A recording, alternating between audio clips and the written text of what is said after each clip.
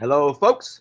Welcome to Irongeek Cast number 37, Mass Shootings, which unfortunately when I announced it, it said mass shootings start at 7 p.m. EST. That's not exactly what I meant. I meant the podcast or the stream was going to start at that particular time. Shootings start at... All right, so I think we got this going on now. And the topics I have up for tonight, and anybody can add who has access to the show notes. Las Vegas shooting, of course. Security peacocks, which I'll explain in a bit. And is box testing BS? First of all, I guess I should also announce, as I always do, what cons I'm coming up at. Let's see. DerbyCon, because the biggest con I have of the year is we just passed. We talked a little bit about that last time. I am, however, working with Cyberpathogens and Daki. I don't know how to pronounce his handle. Trying to get some stickers made. They're working on artwork, and especially Path working on artwork for me to get out there. Let me see. HackerCons. What do we got? I have SkyDogCon I'm going to be at. That's October 20th and the 22nd. And GurCon is October 26th through the 27th.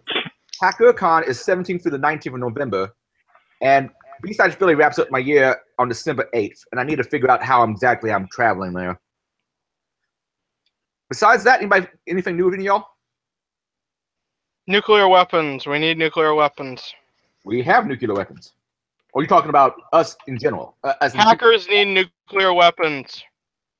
You can't handle Twitter without fucking it up, so I don't think nuclear weapons is something we need. Right? Dude, can you imagine figuring out security vulnerabilities in nuclear weapons? That sounds like a job I'd like. I'm real careful with it. Yeah. I wonder if I could get a job doing that with DARPA or the DOE or something like that. Huh. Hey, I'm not going to tell you that you can't. That's for sure. It would be hilarious. Just go up to the fucking recruiting booth for the NSA and just go, I have a question. If I work for you guys, can I pen test nuclear weapons? I'd like to find security vulnerabilities in those and get them fixed. Okay, what's your age range? 27. Okay, well, here's what I suggest you do. You go down to your local Air Force recruiter. You tell them what you would like to do. They'll put you in a job that's kind of sort of similar, but it'll be a lot of shit work and a lot of bullshit. But they can hook you up.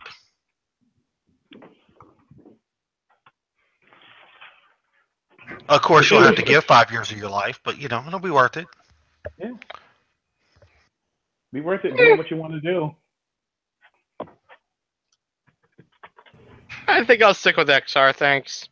I'm not gonna dedicate. No. I'm not gonna dedicate 5 years of my life to a random tangent.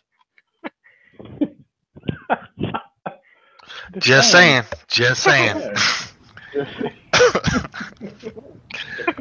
Not that bad of a plan there.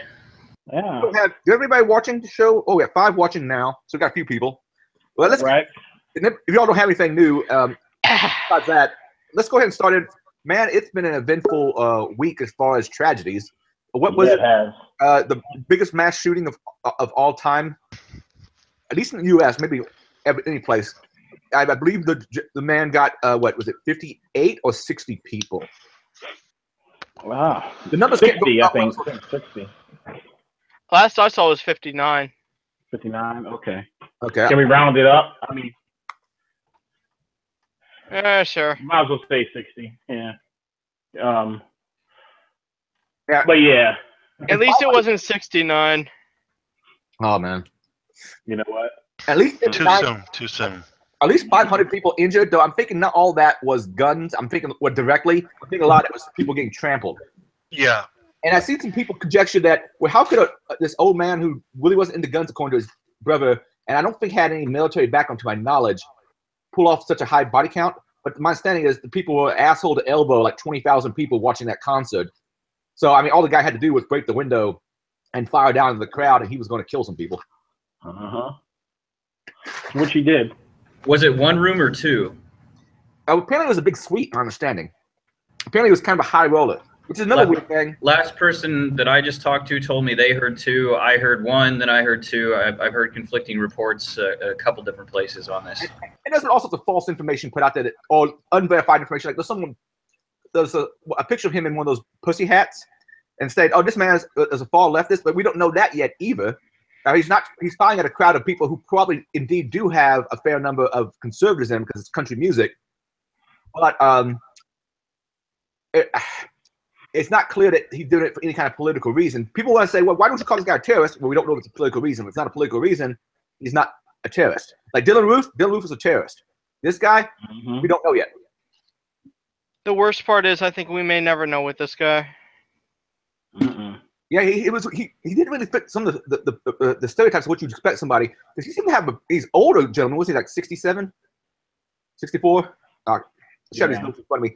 He was older gentleman, but he had like $2 million in the bank. He was apparently a semi-high roller at some of these casinos, and he had a pretty cute girlfriend for his age. I mean, like, he seemed to have a lot to live for, as far as I can tell. That doesn't mean anything. I mean, sometimes motherfuckers just snap. But this was premeditated as hell. That's just it. There's every sign that this was premeditated.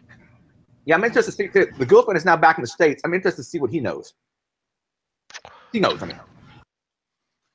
Well, hey, it is the Philippines, but what's interesting about that is, sure, ISIS claims responsibility, but wouldn't maybe they do that anyway? Yeah. My they've been claiming everything. By the way, a Jedi Day in the chat says 59, including him. I don't really count him. Him offering himself doesn't bother me. It bothers me a little bit. And the reason why it bothers me is because we can't interrogate him to find out what the fuck he was doing. True. And there's also some conjecture that there was more to it. There was more people involved in it. Because apparently there was a lady who got interviewed saying that there was another woman who came in to the concert and started telling somebody else, "You're all going to die tonight," or something like that. There was yeah, this one also, a number of people had predicted it. At least I've been able to verify that. So that's weird. I can't really verify that or reference anything right now. But it always helps to ask who benefits, you know. I want to show you guys something because I found something really weird, and I'm hoping this is just a peculiarity with Google. But let me show you this because I found something quite interesting. I archive IS this shit, by the way, because this is like, wait, what the fuck? 1 second. Check this shit out. I'm sending it to the group chat. Look at the date ranges.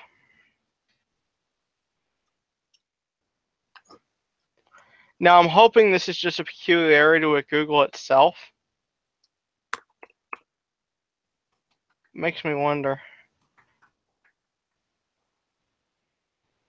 Thing is, there's a lot of wheat and chaff in. There's a lot of chaff in there because you can see national headlines. Oh, Stephen Paddock, and because it's going to be in that time frame, yada yada yada. I'm thinking this might be a fuck up with Google though, because of the way it seems to be pulling things currently during date ranges, but I'm not sure what the hell is going on. Take a look at that. Well, just starting from network mainstream news reported the people in the crowd talking about the woman running through it saying something was going to happen. Starting from there, and then there's a couple, I think there was some stuff on Reddit. You know, I'd have to go dig for it, but it's there. So that's weird. The whole thing is weird. It's even weird if somebody just snapped and did this. It's still weird. This whole thing feels off. I mean, yeah, and some of the pictures from the room, people had been conjecturing about why is his legs underneath the tripod of the gun, and why is the gun behind his head, and I don't know, because I don't hate to spread conspiracy theories, but I'm curious because he doesn't fit the demographic other than people who are constantly going on about, oh, white men are always the shooter. Actually, I looked the stats up on that a while back. Pretty much the races are fairly equally represented in mass shootings. There's a lot more white people in the United States. I saw someone else trying to make this thing about race in another way, and like most of the people he shot all things considered, were probably mostly white people and a fair number of Hispanics. I remember seeing Trump pose, it said some newsline saying he was going to visit survivors, and it showed him, and there was a bunch of there was a lot of Hispanic people in that group. Then again, they were also usually wearing like what's the term for medical clothing? Scrubs. So I'm thinking they were doctors and nurses. But yeah, people are trying to use this for all sorts of political grandstanding as well. And I'm a big Second Amendment proponent, and this doesn't look good from my side of that particular argument. I'm still not going to argue for getting rid of all guns, as some people want to do. But two points on perimeter security aside from the politics. I hear you on that. So a casino, right? A casino that if it was shut down with no power would have backup power and armed guards and cameras rolling, even with no grid power. Yet at the same time, the perfect place to turn a blind eye for security. If anywhere in the world you could pay somebody off to not notice that you're loading all this stuff in. Yeah, but I don't think it's hard to load it. People made a big deal about why didn't anybody notice it. I mean, when I've done trainings at the Mandalay Bay, one year we brought in a big, old, massive Pelican case, I think it was, that was bigger, way bigger than anything of. You could easily get a lot of shit in. It's not like they go searching for all your luggage. I'll send a link to a video here. I don't like splitting hairs too much, but one thing I noticed is that the narrative didn't immediately jump to Second Amendment. Of course, Hillary Clinton, certain key people did, but not like previous examples like this. But one thing that may come up is security. So back scanners, and who might benefit, and what kind of companies, would be interested. Hey guys, I have a question about this section now that I think about it. Let's say hypothetically that this wound up going and essentially becoming something which becomes a rallying cry. I mean, I don't like going down the conspiracy theorist path, but we know that Trump keeps going down this line of doing something outrageous to cover something else up. Do you think that maybe this might have been planned? I don't know. Hey, I'm not big on the whole everything's a false flag kind of things, but yeah, I don't know. Not everything is or has to be for it to be politicized either, so it could just be convenient.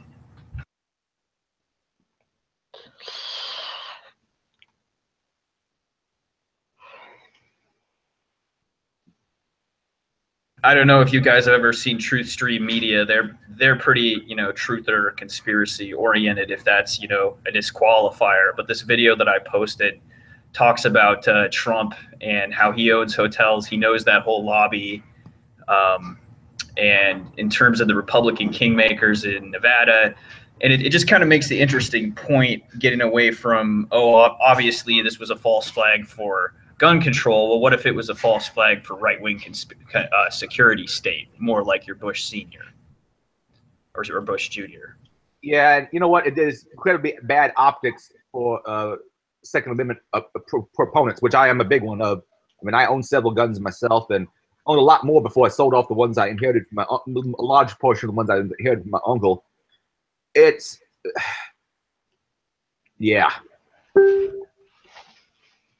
But I mean, what are the laws? I guess we could get into that a little bit. Is it even possible to acquire that kind of weaponry in Las Vegas? Is it legal to have full auto in? I was saying he didn't have actual full auto. He had like a bump stock and maybe something called, what is it, a trigger wheel spinner thing. They went true full automatic. Oh, by the way, Tom mentions in the all private chat, one concerning tidbit is feds found ammonium nitrate residue in his vehicle, yet he has no lawn at either of his houses. Really hoping this is over. I mean, what are the chances he got a dead man switch?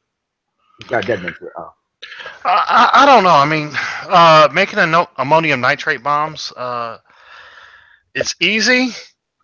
But you know, if you fuck it up, you know, you can easily fuck it up. So maybe he tried to build one and it failed, or you know, who knows?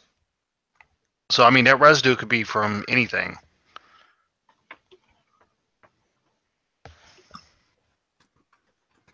Didn't someone also say something about him having tannerite? Just like used for like if you're a sports shooter, just want to have fun and blow shit up. You throw it out there, you shoot bullets into it, it blows up.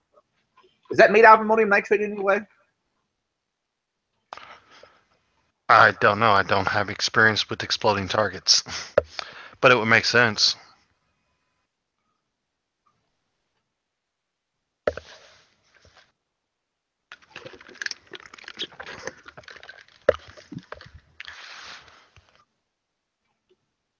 Yeah, I'm still wondering. I'm still waiting for a motive, and people try to tie him as left wing, and other people, the left isn't so much trying to tie him as right wing because that narrative doesn't work. But they're trying to use it as a shit against the Second Amendment, and a lot of people grandstanding on this, and oh, I actually heard he was registered Democratic too. yeah, but that in itself doesn't mean he's necessarily a radical, left wing, or he did it for reasons. A lot of people, about half the country, if they're registered at all, are registered either Democrat or Republican. But it doesn't even make a difference. Who knows what was going on in that guy's mind to even pull this off? I don't know, man. I just he doesn't have any. That's the only reason I'm kind of sorry he's dead, because I wouldn't mind Jack Bowering his ass to get the info out of him. What the fuck was he thinking? Torture accomplishes nothing. That's a valid point. By fault, enhanced interrogation. That's a valid point. That's a valid point. Stop. Torture, it just makes the torturer feel better. I can't with Jack. Advanced interrogation. No, enhanced. Advanced interrogation is when I use my knife hand to shove it in your brain and pull the information directly out of your brain because I'm a replicator from Stargate SG-1. You know what? I'm proceeding on the idea that this guy just wanted to get famous and get the high score, so to speak. As insensitive as that terminology sounds, I'm thinking fame was his issue. Yeah. Which brings me, how do you think about how the media has treated the fame issue of it? Because I mean, cutting down on that kind of crap. He got what he wanted. Yeah. I've heard people say stuff like they should not report his name and so forth, and not so that that he didn't.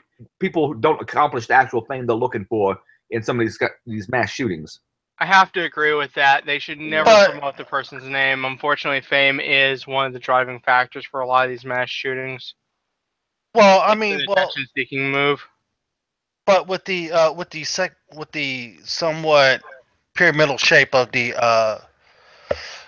news media, everybody's in a rush to be first. Yeah, even if say the New York Times had the name, what's to stop anyone else from leaking that name out? Nothing. Well, by the way, Jedi Day said the tannerite. He said that was reported, I believe. So he's in the public chat. Oh, by the way, you ever heard of a guy named Hero Stratus? No. I'm gonna tell you about this guy. The whole idea of not reporting names. They tried it with this guy. I'm gonna read his quick Wikipedia bio. Eurostratus was a 4th century BC Greek arsonist who sought notoriety for destroying the temple of Artemis, one of the 7 wonders of the ancient world. His act prompted the creation of the Amatio Maumeri law. I don't know how to pronounce that. Forbidding anyone to mention his name. Nevertheless, his name has become a metronym for someone who commits a criminal act in order to become noted. So it's not like people have been doing this shit for thousands of years, just doing atrocities to try to get noticed. I don't know if anybody died in his particular incident, but my understanding, if I read some stuff right, that the law that was passed not to mention his name was under penalty of death. Because they did kill this guy. I think they tortured and killed him because he got the temple.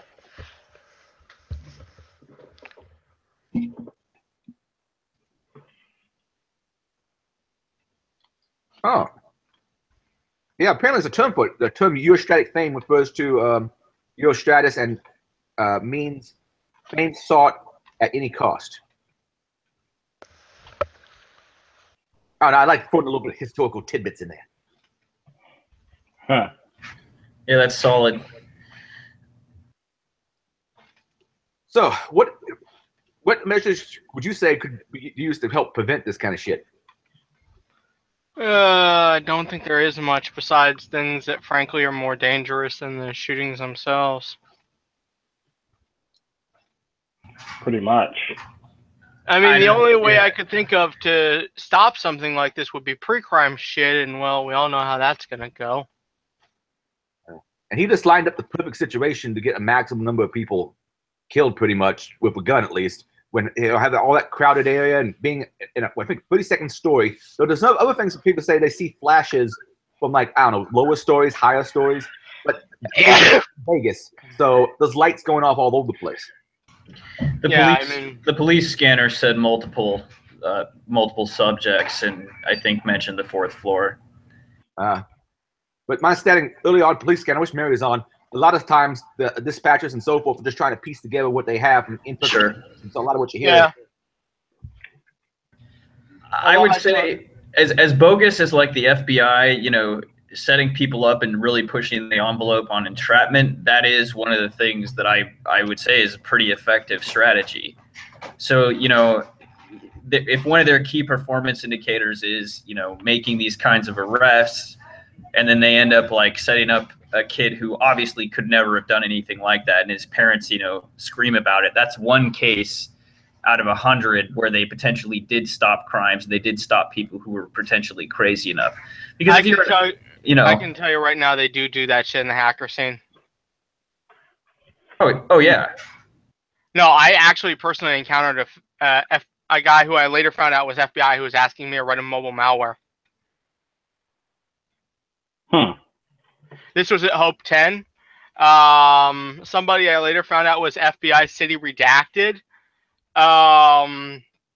He was posing as some sort of secure communications company guy out of California, but he knew a bit too much about Delaware, you know?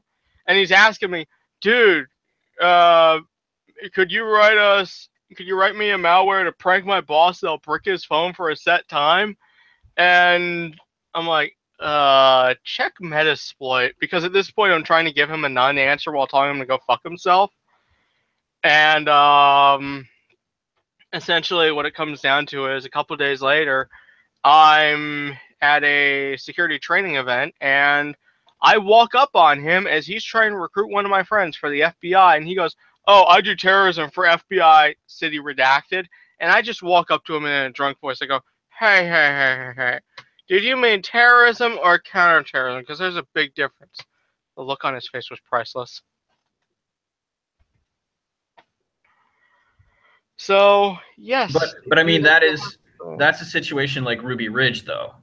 That is basically what happened with Ruby Ridge. They kept trying to get the guy, you know, to admit that he had, or to saw off the barrel to a certain point so they could nab him for it. And he was just, you know, a dude living with his family in the boonies, and so the story of the tragedy goes, and the community rallied around it, and, you know, lots has been written about it. You know, you compare that to something like Waco. They got a new movie for Waco coming out, which is also interesting in terms of the timing. And that dude, that was probably higher level agencies than the FBI involved even before, simply for the social study.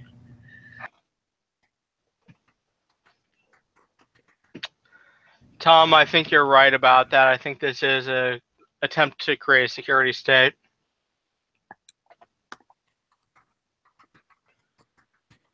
You know, there's actually a song that comes to mind with this. KMFDM Stars and Stripes.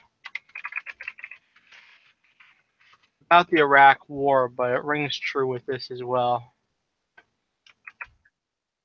You know, what is that exactly? Oh. Let me play a little bit of it, but keep in mind, I didn't think it copyright strikes. So,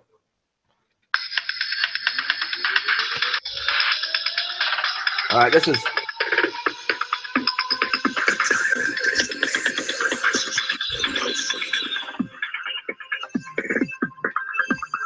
I vaguely know of this band from the '90s, right? Yeah, they're still active. Okay. Tom, why don't you unmute yourself and say some stuff? Hi guys. I'm kind of not a social butterfly, but how y'all doing today? We're doing okay. What's up?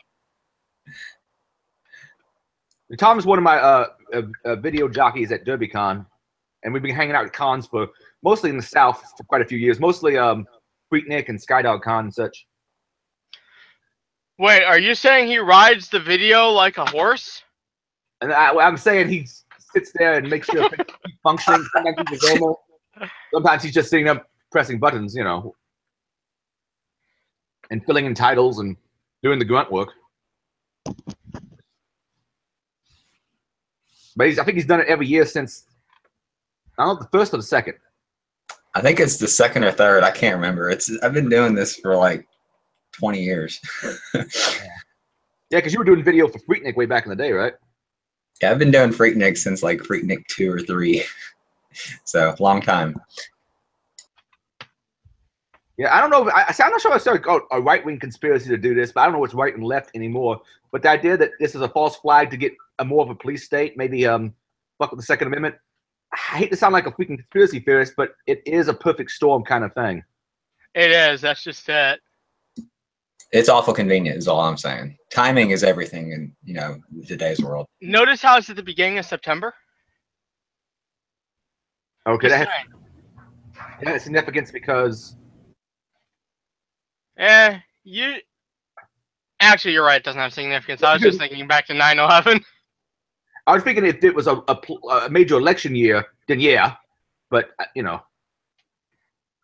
I don't think Trump thinks he's going to stay in for another year with the way things are going. I have no idea. I haven't seen any Democrats come forward that look particularly... The synopsis that I saw from Truth Street Media, which they have some pretty good stuff in terms of the investigative journalism. It is interesting. The Kennedy file was supposed to come out this month, but apparently it's been lost. So the Oswald file was, you know, sequestered for however many years, and it was supposed to come out in Trump's administration, and apparently they lost it. But that was supposed to be this month. But yeah, it's just interesting. It's just interesting. Trump came to the scene the hardest on foreign policy, the hardest on security. So to have him in office with this going down is reminiscent of Bush more so than, say, a left-wing grab the guns thing. Yeah, yeah, this feels off. If he starts grabbing guns, that's going to destroy a major part of his base. It doesn't matter if it destroys the major part of his base if the base eats from his hand. So the Republicans won't come after it like that. They'll come in at it as we need to have metal detectors and backscatter and everything, you know. Well, did y'all see the new T-Ray backscatter sensors that they're installing in New York City Transit? What are these scanners exactly? Well, we don't really know, but I can tell you just from common sense, it's pretty much T-Ray plus an array of the old style, you know, Geiger sniffers and the old bomb sniffers. But it seems like to me that it would be T-Ray.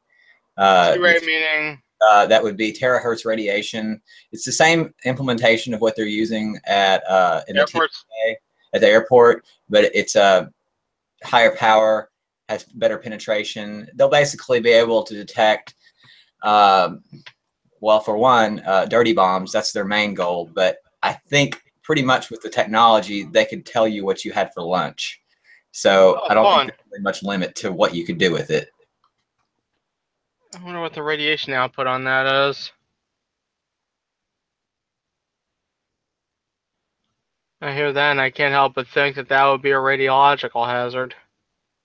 Another example of the same basic currency, I'm not surprised to hear that that's going up in New York. Trump, again, with like the stop and frisk, he's rough. He's hard on crime, right? Which is a very, you know, sensible, respectable, you know, right-wing approach to the thing.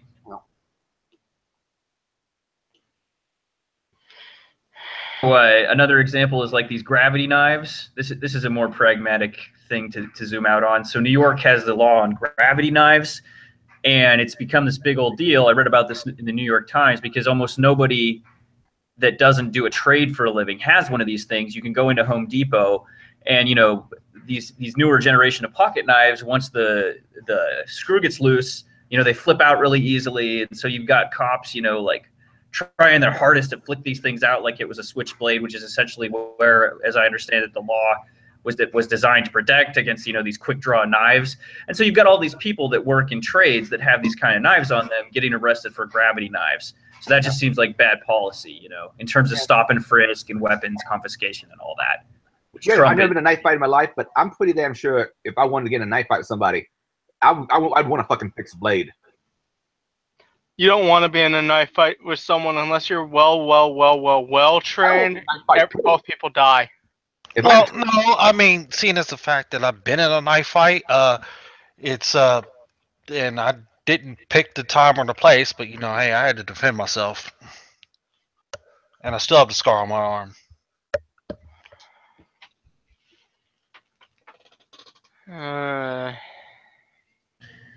My understanding is these kinds of knives wouldn't really be useful as a weapon in the first place, but it's an antique law. And then why isn't Home Depot liable? If the UPS guy and people from underrepresented races and classes are going to jail en masse for this, why isn't Home Depot bearing some of the responsibility? If they can go in and essentially buy a felony knife.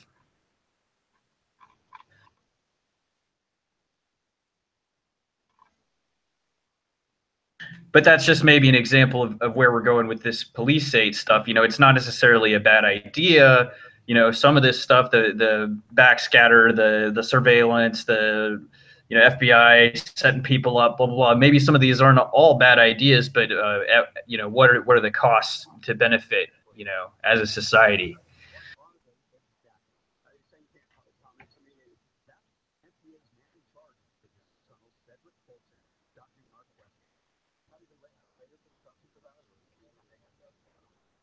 I'm getting some other stuff back channel.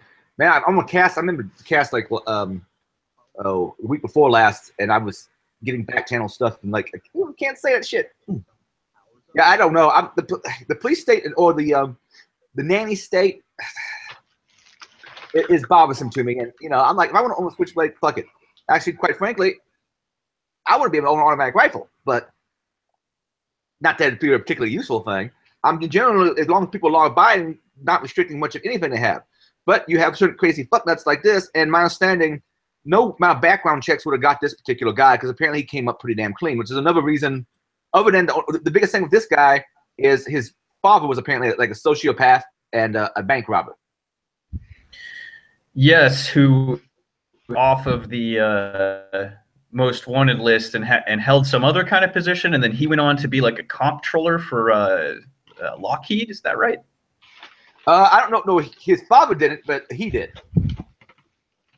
The shooter, Stephen Paddock, did. His father, I'm not sure what his father ended up doing. I'm pretty sure there was a separation in the family for a while because I think the sons, after one of them joined the military, they found out that dad was still alive. The combination of no experience, not a gun guy, with previous experience in the sector is a little bit too much. That leads one to ask questions that you don't really want to have to ask. His brother said he wasn't a gun guy, and his brother may not really know. His brother in the interview really did seem like he knew his brother that well. That's the impression I got from listening to it. Yeah, that interview was totally weird.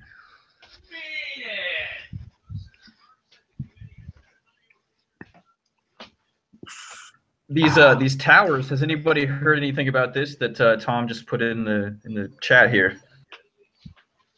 Pulling some stuff up. Let me see if I can share my screen and not reveal anything I shouldn't. Let me see. Discover the beauty of disconnecting. Trade your morning commute for this one. Escape the routine. The Pocono Mountains are commercial. So come on, it's time to scream. Use Brave. No more commercials. Use what? Brave. No more commercials. No more ads. Right, let's watch this. These tall metal towers quickly popped up after Brooklyn Battery Tunnel toll booths came down. We don't really know what's the purpose of this. It's a $100 million MTA project full of secrecy, with 18 of these for the tunnels and bridges. So what are they exactly? Are you saying you can't comment to me? That's the MTA's man in charge of bridges and tunnels, Cedric Fulton, dodging our questions. Not even later can we talk to you about it, or can I make an appointment? Some MTA board members, including New York City Transportation Commissioner Polly Trottenberg, say they know too little about the towers, even with about half the money spent and some of the towers up. A lot of the board members felt like they didn't have all the details they would have wanted, myself included. Residents who say they suspect there is much more going on with these towers than meets the eye wonder, will they ever know what's going on inside them? I'm going to guess it's probably not just a decoration. It's a bit mind-boggling that the MTA is approving $100 million for what appears to us to be big decorative pylons. John Caney is leader of the watchdog group Reinvent Albany. What we're asking for is transparency from the MTA. We demanded answers from MTA Chairman Joe Loda. Some of your own board members say they don't know the specifics. The base of these new pieces that are going up include whatever fiber optics are necessary for those homeland security items. In other words, anti-terror technology. Could it one day include facial recognition? We don't know. He won't say. I'm not at liberty to discuss that. So watch as more of these expensive towers rise, with mystery tucked away inside them. In Lower Manhattan, Dave Carlin, CBS 2 News. Chairman Loda said all necessary homeland security technology remains in place at all crossings, even the ones that don't have the new towers just yet. All right. From what I understand, this technology can pretty much, if you have the signature for whatever material it may be, you can detect, obviously, dirty bombs, but there's no reason you can't detect large sums of cash being transported because the signature of the metal stripes. There's, you can detect, arms in quantity because it's going to give off a signature.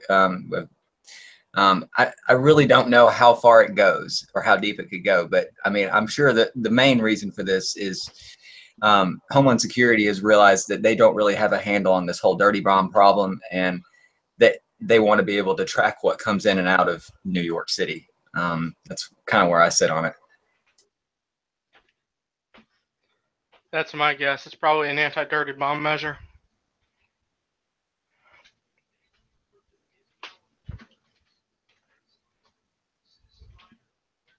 So I'm wondering what they can actually detect from that distance. And I suppose a dirty bomb, that's radiation they could detect.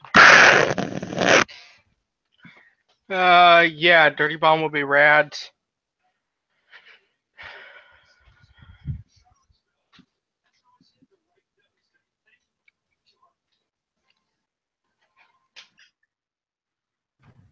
Yeah, at this point, I think, like I said, the plan has basically been to make sure you run the operation. So if there are extremists in one part of the globe, you've already got somebody inside, and that's the way that they've successfully dealt with this so far.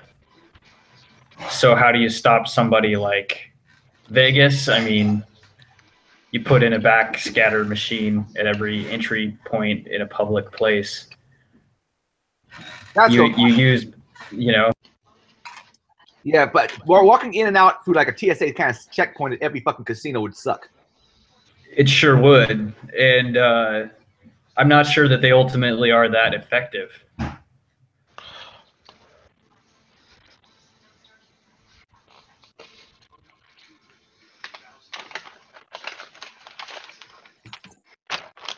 Well, the other thing I'm concerned about, especially in New York, I mean, obviously mass transit and subways and things like that aren't the only way to, transport this stuff. I mean, it's an island, isn't it? I mean, what are the harbor masters and things like that doing to inspect things coming in to the city that way? That's what I'm kind of looking forward to knowing soon, because, that's just one vector.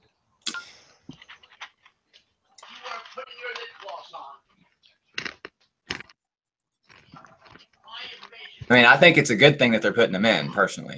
But, I'm just wondering how far the reach is with this technology, because it seems to penetrate objects, and it does its identification based on materials density, not necessarily radiation detection. So, you know, I think Google's Project Soleil or something like that. It's one of their AT projects. They have a very small implementation of this where they can basically stick an apple on top of this sensor and they can tell you it's an apple or whatever, you know, whatever they've trained it to recognize, it can recognize. So I just don't know what they're going to use it for exactly just yet, but I would presume dirty bombs. Dude, Project Soleil looks awesome. I need to get this shit. I was expecting it to show up in the new Pixel phone. Use it, you know how Samsung they used to have that camera where they could figure out you could like swipe your hand and stuff like that. They had a sensor and it would like, you know, scroll. Well, with Soleil, I mean, literally, like you can just like move your fingers and just like I don't know if y'all seen it. I'll link you a video to it, but it's amazing tech. And I got it right now. It's cool. Yeah, and I think the long range implementation of this, I think they're going to implement this technology into autonomous vehicles as a way to augment some of the radar, the long range radar that they've got. It's just another way of, you know, detecting things. Dude, hand tracking for virtual and augmented reality. Holy shit. Oh yeah, totally. But yeah, it goes much deeper than that. You could use this stuff for lots of things.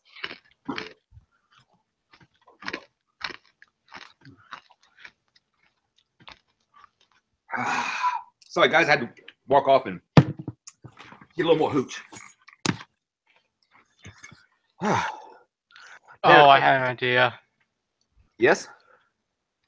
So, stick a ton of the Soleil sensors across a bridge and just across a city, and you can track everyone at all times. What I didn't quite catch it because I was off in the kitchen. Soleil systems, what exactly are these again? Just look at the link. All right. It's essentially a radar chip for hand tracking and gesture control. So, like a mouse in the air? Pretty much, yeah. Yeah, it's a mouse in the air, but it goes deeper than that. It can also do object recognition. Like you can stick stuff on the surface of the sensor, and it can, if it has a signature, then it can tell you what it is. So this thing basically gives the device the powers of Daredevil. I guess so, yeah. But it's basically it's a miniaturized version of the same T-band terahertz band radar, but they're implementing it into it's going to be in smartphones one day. And it allows you also to see through objects? I don't think so. Okay. Probably through things that don't interfere with the EMF. So not through a lead room, but probably through drywall. This is going to let you track people around the city better? How's that work out? Dude, if you have that much data coming in, you could track people by their facial structure. But wait, so you're saying these towers are basically using the same technology to like read what objects are coming through? Hell if I know, but it would be cool. Terrifying, but cool. As I understand, these sensors do penetrate glass. So, I mean, if they send a radio field at this band into a vehicle, it could backscatter and send a signature back. And if there's materials density that matches profile, then it can say, oh, hey, we need to watch that vehicle or pull it over.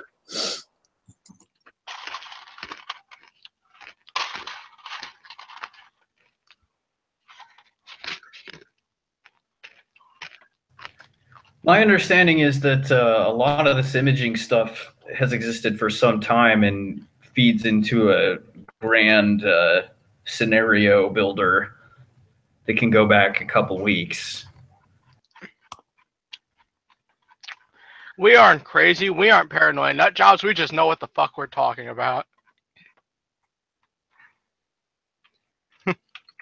So maybe the new towers would be, you know, an enhancement, you know, better eyes on the ground in New York.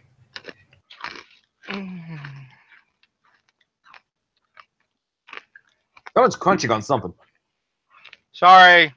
I have wasabi peas. Okay. Oh. Well, yeah, I'm thinking we'll expect some more police state kind of shit and more Big Brother stuff to happen. Oh, I totally did not put this in the show notes. Just a quick side note. They're changing the name of the Bro IDS because for political correctness reasons. Do y'all see that? Yeah. That's just fucking silly.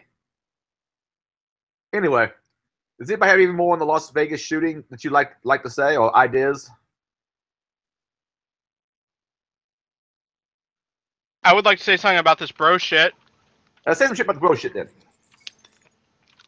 So the whole origin of bro was given Orwellian reminder of the consequences of monitoring, right? Yeah, Big Brother is watching you. Yeah. So the SJWs are all pissed and people are all pissed because bro culture. So they're thinking, oh, this is bro culture, yada yada yada. You get the idea, right? Masculinity.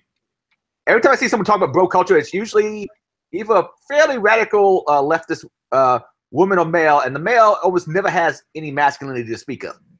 I mean, I understand how some people can act badly and fat boy out things, but they're taking this to a level that to me, it just seems like they hate masculinity. Yeah, I mean, let's be very real about this. Ignoring the whole political aspect of things, really, people are so offended that they are lashing out against the 1984 reference now. What the fuck? I gotta say, that's really, truly ironic. Yeah, so, I gotta say this. I totally did not submit to them Oceana IDS, Winston IDS, Orwell IDS. Essentially, it's like, keep the fucking Orwellian theme going.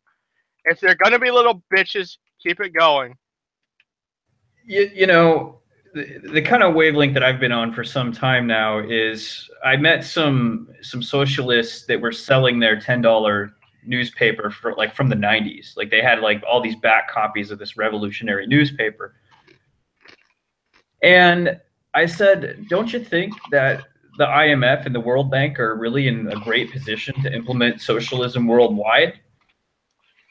And they didn't know about that, and they weren't in a position to talk about it. But if you're really a socialist, you really want to see some of this happen that should be a good idea, then you got to read your Bertrand Russell.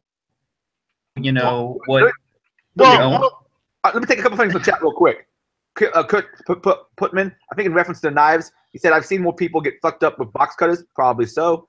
And Kurt Putman also said the guy had training at a Nevada gun range.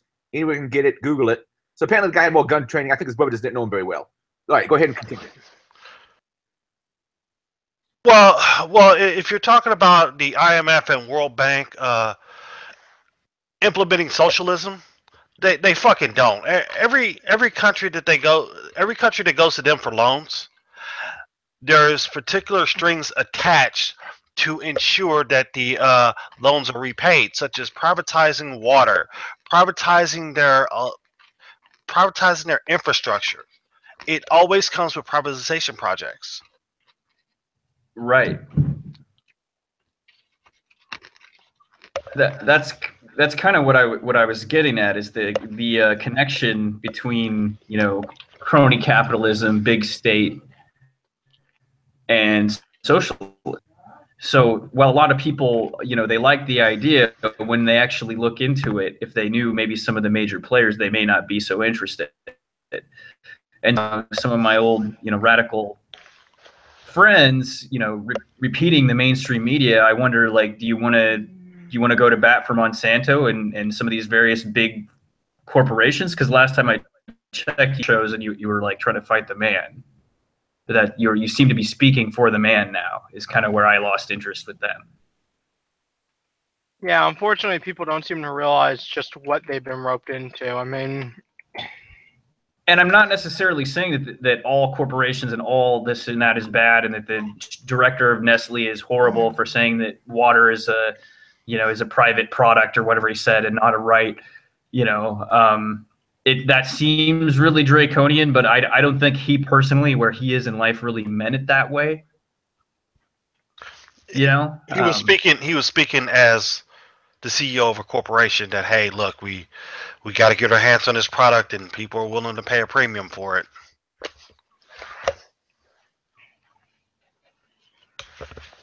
Let's be real about this, though. That Nestle CEO is a fucktard. Regardless, he's a fucktard. He may be. I wouldn't say that everyone in all walks of life that are in some way affected by the system for believing in capitalism or for believing in, you know, socialism or some kind of what do you want to say, altruism. You know, those are all good intentions. Some road to hell. Indeed.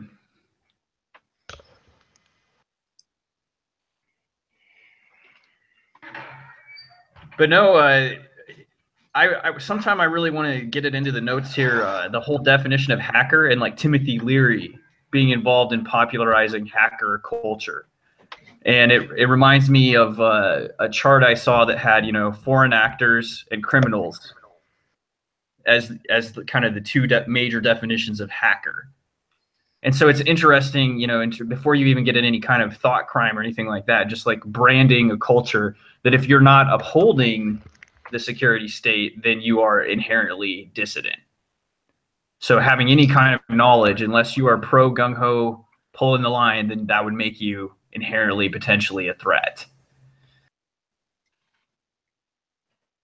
Don't you know, though, that's exactly what they're getting at. They're trying to breed a bunch of good fucking drones.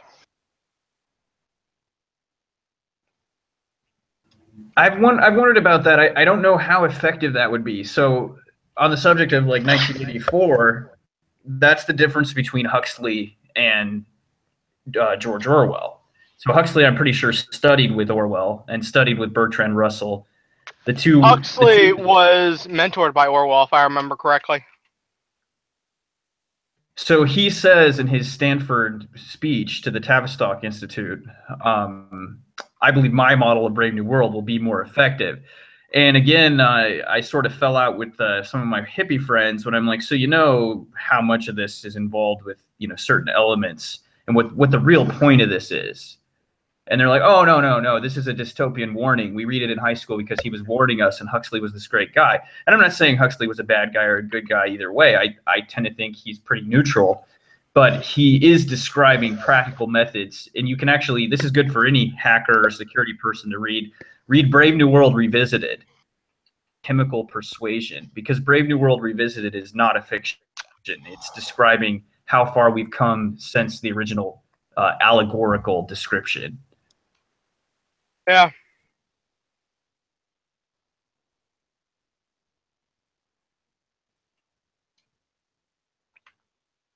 But of course, when you have long hair and you wanted to do your drugs to rebel against the man, hearing that maybe that was all bought and paid for doesn't probably sit well with you. Similarly, Mitch, what's his name? Mitch O'Connell or something like that from Make Magazine. Oh, no. Not McConnell. I was thinking politician. I don't know, yeah. Long-haired dude in San Francisco didn't like that DARPA was backing the maker movement. Really, and it's like how many great inventions have come from that sector. So again, I don't think that's necessarily one-sided, that it's all just this grand conspiracy, you know.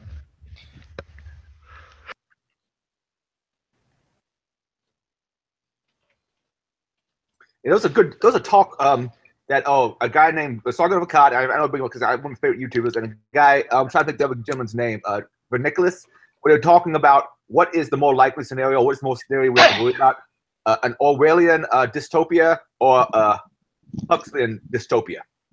It's really good if you can find that on YouTube. Huxleyan is the more realistic one, though, frankly. Well, we are dragging ourselves into oblivion, aren't we? Yes, we are. I'm doing it right now.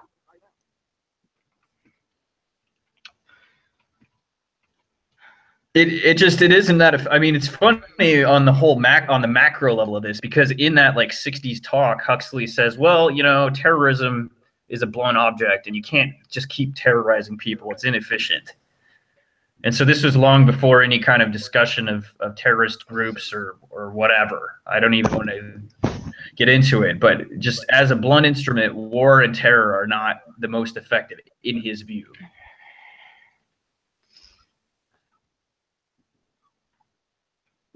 War and Have you ever terror. looked at have you ever looked at Revolution in Military Affairs? Lieutenant Colonel Jim Channon, that came up with the slogan "Be all you can be," and he also wrote the kids show Captain Planet. Why am I not surprised? So, you know, trench warfare really sucked, and World War II they came up with better, you know, mechanized weapons, but a lot of the, you know, line up and shoot at each other shit didn't change. And so everything that was developed in Germany and then after the war in the United States is what led to us spending thousands of dollars per soldier in Iraq with rules of engagement. So it's kind of a beautiful thing to have a Marine say, please step back. You know, to have somebody that well equipped, you know, with humanitarian and psychological operations in place, casualty level is as close to zero as it could be. That's pretty amazing. It's not the same face of imperialism, although those issues still exist.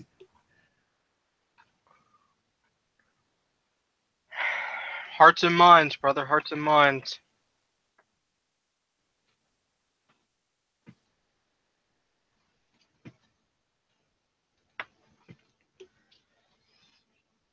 I mean, a counterpoint to that would be like what we call humanitarian bombing. You know, it's always the Republicans, right? It's not like there was anything happening under Clinton or Obama. I mean, we're still in Afghanistan. Oh no, the Democrats are just better at covering it up. Yeah, the Republicans always start it and the Democrats run it. Is how it works. Yeah.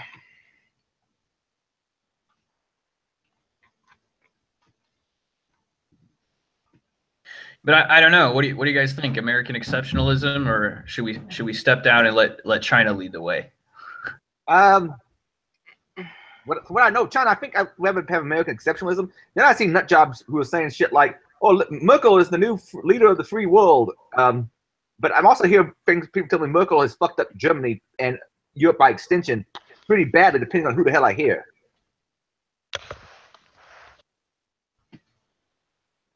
The inviting in of refugees, my understanding, unvetted, my understanding, has led to a lot of economic migrants instead. I have seen that. Apparently, it is a reality that the far right has reemerged in Germany, which would be pretty difficult to do. So she must have messed something up. Germany never wanted to, you know, swing to any kind of nationalistic tendency after World War II. So maybe going this far left was a bad idea. Yeah, one set of nut jobs causes another set of nut jobs. I'm very curious with nut jobs. I've been getting fucked with these people recently. A bunch of Antifa types / anarcho-communists. They really don't seem to like you, Vince, and they don't like me at all. Why is that? Like, for what? Vince, I'm not sure. Me, I keep posting very libertarian, slightly right, I would say right-leaning, and I reject identity politics. And one dude was going off because I said my whole pin tweet about people who always think the oppressed can use it as a justification for harming others or screwing others. And the other one he got all bitchy about was I asked on Twitter if DEF CON's Hacker Jeopardy, or is it? I think it's Hacker Jeopardy. Did he get nerfed by liberal Debbie Downers? Anyone that on any side of the spectrum that doesn't like me probably doesn't know me for what I, you know, sincerely hold, number one. And number two, are you a paid shill or are you just a useful idiot? Yeah, I gotta wonder about some of these people like, what is it? Fluxnet. Is this thing for real? Is he just trying to stir things up and troll people? Stuxnet, my knowledge of him is he's actually the guy who runs Dramatica. That's a shame because I like that site.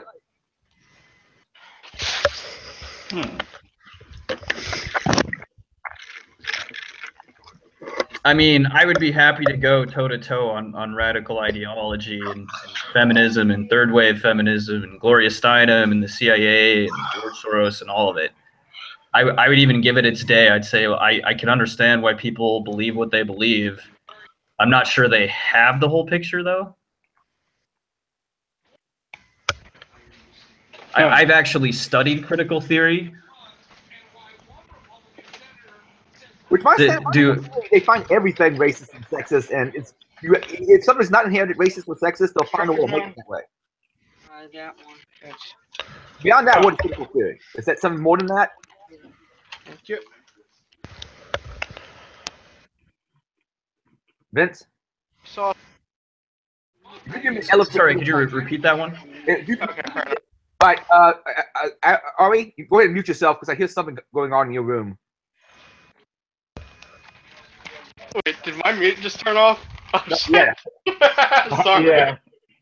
Sorry. Right, go ahead and mute yourself. Sound like a bed was squeaking. Oops.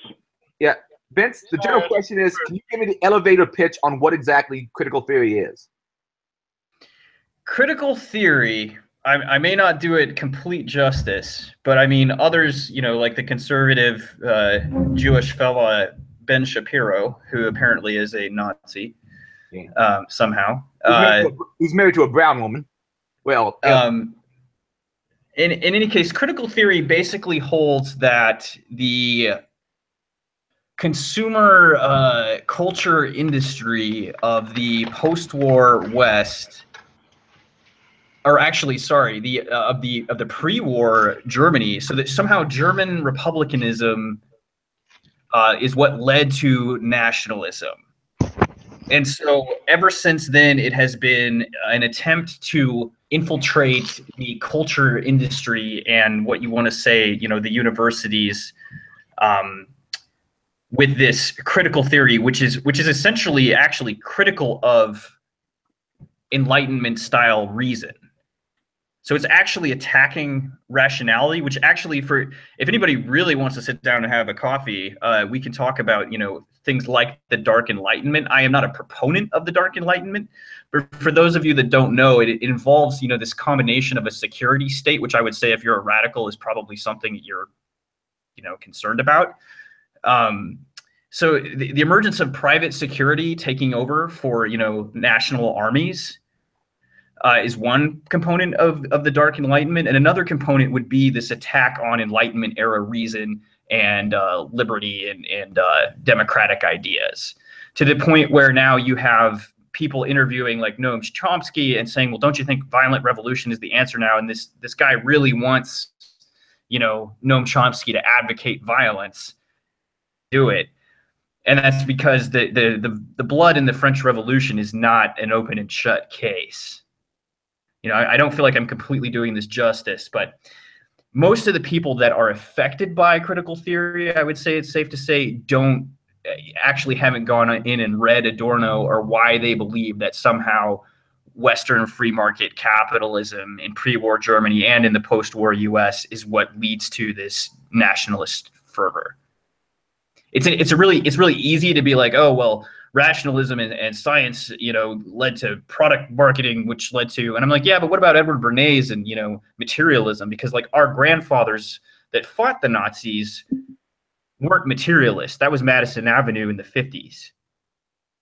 So this anti-materialism does not equal anti-rationality to me.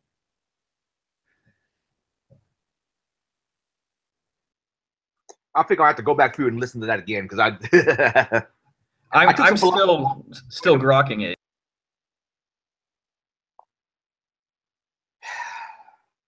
That would be the way to correctly present the argument for critical theory as well, though, is to say that, well, it was the culture industry and mass consumerism, and essentially something in there is what led to the rise of the Nazis.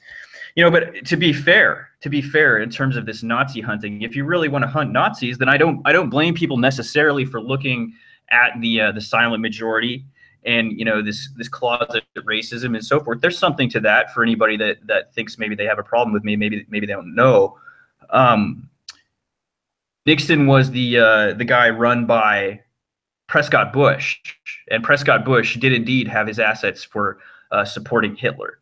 Now, of course, other notable Americans did as well. I believe Standard Oil was very complicit, and you know, if it wouldn't have been for Standard Oil, various Nazi machinery wouldn't have worked. I think Henry Ford was a Nazi proponent and also a technocrat and pro-eugenics. But that's the other thing is when we're talking about Nazi, you mean are you talking about birth control and soft eugenics? Because all of that stuff was in the United States before, and it was in the United States after. And so if you're pro Planned Parenthood and you're pro, you know, racial hygiene, as it were, well, that's not a very popular way to put it now, but it is the same science. And biodiversity is another face of it. And it's all really, you know, the same stuff going back to the 1880s, going to population control, Jules Verne. And I'm not saying, you know, where I sit on that without looking at the specific detail, but this is where that stuff comes from. It's a utopian, technocratic, eugenic, you know, idea. And the Nazis, you know, I saw an interesting thing. A lot of the brown shirts, they called them beefcake Nazis because they were red on the inside and brown on the outside, because a lot of the same thug type people that wanted to implement change through some of these tactics that Antifa has gone behind with their black bloc just went ahead and turned sides and joined the Nazis. A lot of people are getting upset, and they're not really, you know, they're very easily allowing themselves to be controlled by a system that was designed to control them. And you know, so if you're regurgitating to me shit that you saw from a late night TV show host, as someone who at one time was very invested in the punk scene, I don't consider you punk rock at all.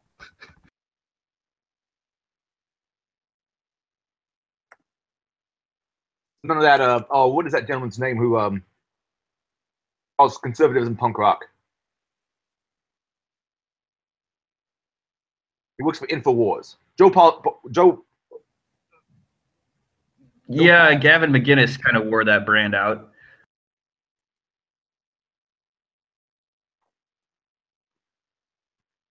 I'm going to research more into that because I've seen a lot of blame. I've also seen postmodernism blamed for a lot of things, but I don't know enough about it to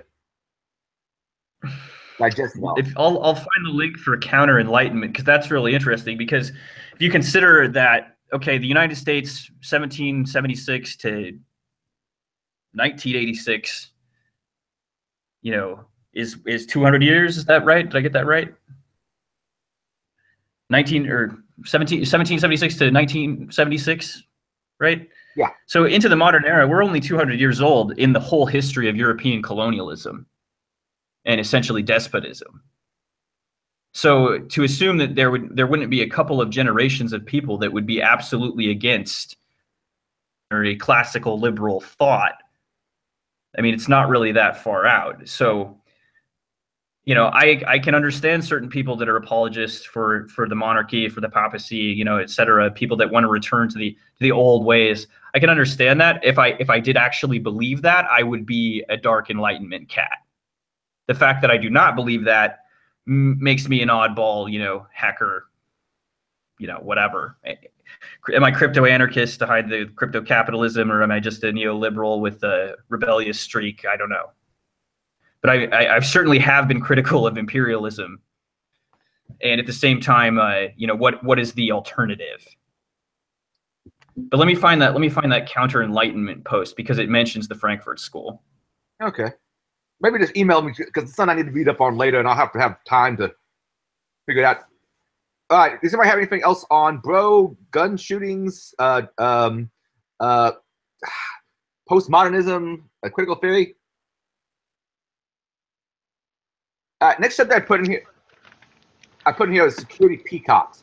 And by that, I mean almost, some people use the derogatory scene whores, which is a gender-neutral term in my book, because there are people who just show up for the party and show up for the scene. And how much do you think this is? Because there's people, you know, now granted, I do some at cons. I wear my tacky shirt. Well, I like his shirt. I think it's good looking, but some people call it tacky. I wear a skunk skin hat. I do some peacocking myself. But if you notice, some people at cons, you're not sure what the hell they're going to do. but they dress a certain way for attention, and they're there for the. Almost seems like solely for the scene. I'd say I'm guilty of that, except I genuinely enjoy the meta level of this dialogue. I'd say I'm guilty of it too, except I'm actually fucking trying to be a hacker. Trying anyway.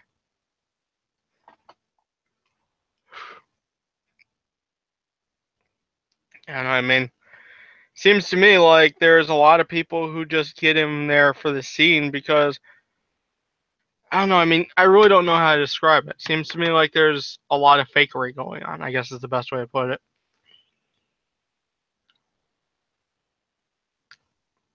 Well, I mean, I have to find that video where Timothy Leary tells us that being a hacker is cool. Wait, what happened? There's a great 90s documentary called Cyberpunk, and it's got Timothy Leary in it. And this goes back also to like late 80s. You got Jaron Lanier and Mondo 3000 and the formation of Wired magazine. You know, the whole popularization of hacker culture. It also gets into like Grateful Dead people, and then you've got a connection to Grateful Dead and certain elements of military intelligence and yada, yada, yada. And I'm guessing if anyone is listening to this and they've never heard any of this before, well, you know, put down the acid and go pick up a book. And then, you know, and then if you want to do your drugs later, go ahead, is what I have to say about that. No. They need to read the book while on acid. I'm just afraid they might not remember it, is the only thing. I was kind of hoping they'd have an acid trip based on the book. Maybe so, you know, sure, you know, all this stuff is all fun and games, you know, but what did it do for the establishment? So it's possible that if anybody has problems with what I'm saying, they may be experiencing cognitive dissonance.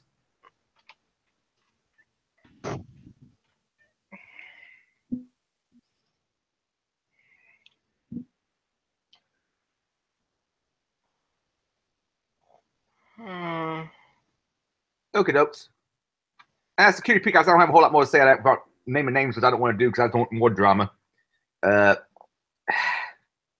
Nope, it's totally me bombing this stream. But I like you guys. I like being able to talk about this stuff with people that have some context. As far as security peacocking, no offense to the people who run DEF CON, they can't help it because they're close to the West Coast. Las Vegas is a party town. There's a lot of people for DEF CON, more than any other con, probably, though, that show up solely for the party. Unfortunately, that is a thing. I mean, like, unfortunately, the party scene is starting to get where you have the people there for the party, and then you have the people there like us for the community, for the family, you know? And then you have the others who are just there for the tech, who need to, you know, either keep just going for the tech or hopefully get into the community itself. I don't know how best to describe it. Now, speaking of cons, it's a good way to get into the industry. That's what comes up the separation of there's the industry, and then there's the hobby, and those people who want to commingle them, like the people who are whining about Hacker Jeopardy, not this year, but the year before that. I'm like, you don't have to be there. Other people are enjoying themselves. Other women are enjoying themselves. A woman actually won that year. A woman I don't want to say always can get along with. She won the Hacker Jeopardy that year. I mean, what you complaining? You don't have to be there. Adrian, I have to point something out from experience. Yes. Speaking itself will not get you in the industry. If you have only 1 year work experience, it doesn't matter how much speaking you do. It doesn't matter how much any of that shit you do. Well, the HR fucks will just say, "Oh, you don't fill a checkbox." Fuck that's why I get past the HR fucks. I get known. Last 2 security jobs. I've only had 2 security jobs. I mean, I worked I didn't get a real security job until 2012, and before that, I mean, I started the Irongeek website in early 2004. I've got job offers along the way, but I mean, you bypass, you get known in the industry, and people will let you know you can get direct hire. You bypass HR. I'm trying to do that, and I'm not having much luck. That's just it. How long you been? How many talks have you given? Let me check actually. Also, are you running a security blog? Good point. I need a security blog. Yeah, I mean those two things. That's what helped me. I don't. Maybe maybe the path won't work for everybody, but that's worked for me. Then again, keep in mind I ran that blog for 8 years before I actually left and went into security. So. Let me pull up my publications real quick. I've got 1, 2, 3, 4, 5, 6, 7 different presentations. Okay. Well, actually, one of them I did twice, but oh well. Are they recorded and out there online? Some of them are, yeah. Cool. I'd pimp those out and network and get to know people. But I don't know what to say. Else to say. That's the story I end up doing it. Yeah, unfortunately, HR, I know they mean well, but HR is very much HR is the kind of thing where you can't expect non-security people to know what to look for in a security professional. I'm sorry, but it just doesn't work. Yeah, I have a little bit of a distrust of HR people in general. Yeah, they work for the company, not you, all that shit as well, just saying. Yeah. They're there to protect the company, not necessarily look out for your best interest. Despite what they may say. I would say that being able to say something authoritatively and have a blog and whatnot is good. That's part of the reason why I'm trying to be a little bit more social. Hopefully, what are people saying, Adrian? You'll have to tell me in just a minute because I want that feedback. But a kind of example of what I'm talking about is I'm the guy that was like, social media could be used to like influence politics. I mean, I was talking about that years and years and years ago. I was talking about it in 2010 when it was revealed that these sock puppet accounts existed, and we find out Rihanna isn't actually getting as many views as YouTube says she is because her PR company can pay for it. And now you've got physical people protesting and being paid for it. And I mean, it's crowds on demand. So when I looked up the crowds on demand thing in relationship to Charlottesville, what I actually found was CNN reporting on Trump using crowds on demand. Because originally the CNN was reporting on it. Oh yes, there are these fake operatives, and then the narrative became in the mainstream that it wasn't because the mainstream supposedly hates Trump. But back to the social media thing. So Zuckerberg 6 months ago said, "Oh, there's no way that we were responsible for affecting the election." And now he's walked that back and said, okay, yeah, absolutely, CNN, mainstream media, Russia bought all these ads, and Hillary Clinton is right. That's why she lost. And so meanwhile, Vince never said anything about hacking an election or socially engineering an election or mind control or propaganda. I didn't have to say any of it because it's already in the mainstream narrative. So to me, that means that, if I predicted that however many years ago and everybody's like, oh, that's too weird. It's like, I should have put the video out back then. Oh, I'm going to show you something real quick. Cyber Pathogens just sent me this screen. This is the sticker design that I plan on getting printed up. Maybe not by Skydog.com, but hopefully by Contact. If you're watching, that's awesome. If Pat is watching, you said? Yeah, I thought it was pretty good, and throw the humans do on it. And I want to get these things die cut, and it looks way different when you zoom it in. Let's see. Yeah, I may have to do a slight bit of cleanup, but we'll figure something out. I still miss the zoo from time to time, although frankly, when I was there, I felt like an outcast even when I was in it. Sorry, man. Huh? I said sorry, man. It's all good. As far as I'm concerned, never was one for big groups anyway, Okay, so we went past peacocking, and last thing I have in here, and we can talk about whatever afterwards. I got black box testing. Is it BS? Like I have people say they want the most realistic pen test in the world, but it takes a lot of time to do the proper OSN to find out what people's assets are. People don't always know what their assets are, so it takes longer to get confirmation of scope. And sometimes it's just best to give the pen tester the best amount of information. Like, assuming he's an insider threat coming in from the outside, give him like the best possible advantages so he finds as much stuff. There's something called Kirchhoff's principle in encryption. You can apply it to pen testing too, I think. In cryptography, Kirchhoff's principle, also called Kirchhoff's distributum, Kirchhoff's assumption, axiom, doctrine, or law, was stated by Dutch cryptographer Auguste Kirchhoff in the 19th century. A crypto system should be secure even if everything with the system except the key is public knowledge.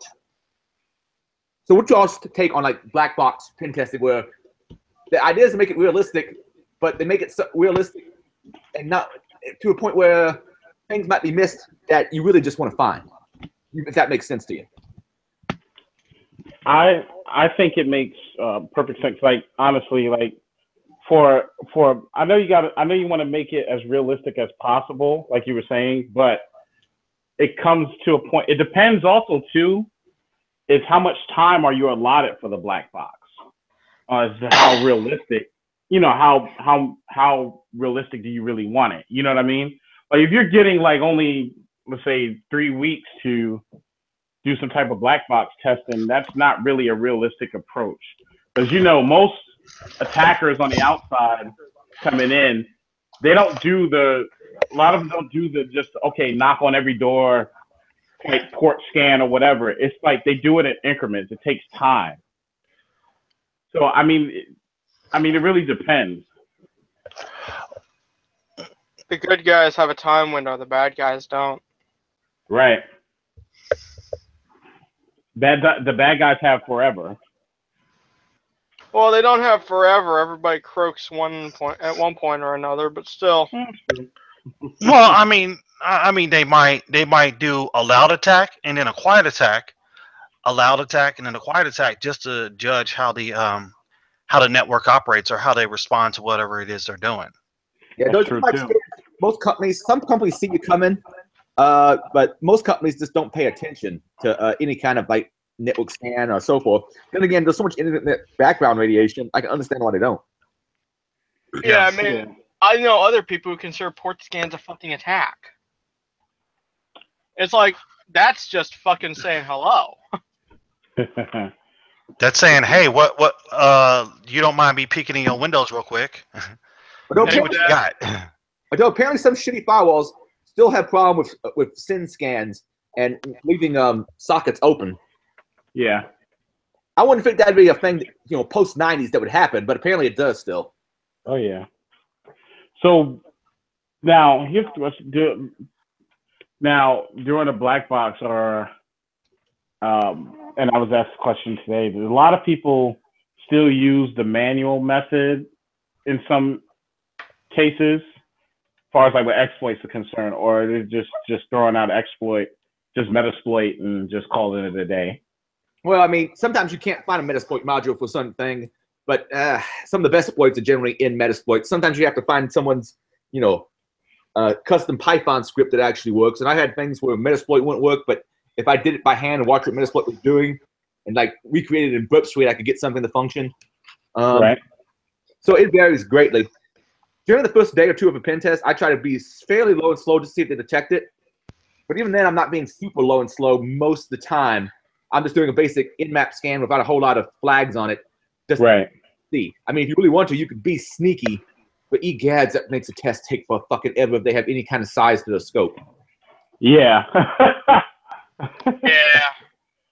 I remember back when I was doing pen tests, my biggest problem was I frankly wasn't properly equipped or trained to handle time frames and shit. I mean, like, I know what I'm doing. It's just a case of when I came in, I was like, I have no idea what's expected of me. I have no idea what I'm doing, yada, yada, yada. Right. I never really got the proper, trial by fire outside of CTF. They really need you to shadow someone for the first several weeks at least. And I didn't get that. The training was literally, here's the PCI rock, that's your training. Oh, shit. And here's your first assignment. Get out there and kick some ass. That's the way to get a really shitty pen test. Yeah. Yeah, this company, I mean, don't get me wrong, one of the people there is fucking awesome. Actually, two of the people there are fucking awesome. But unfortunately, the leadership there has no sense of ethics, no sense of anything other than make as much money as possible. I mean, I got chewed out for stopping a pen test on legal grounds, and they wound up going full workplace retaliation. That was my last engagement there. I was gone within 3 weeks of stopping that engagement. Yeah, scoping thing, third parties also comes a pain in the ass because they got to get all the agreements.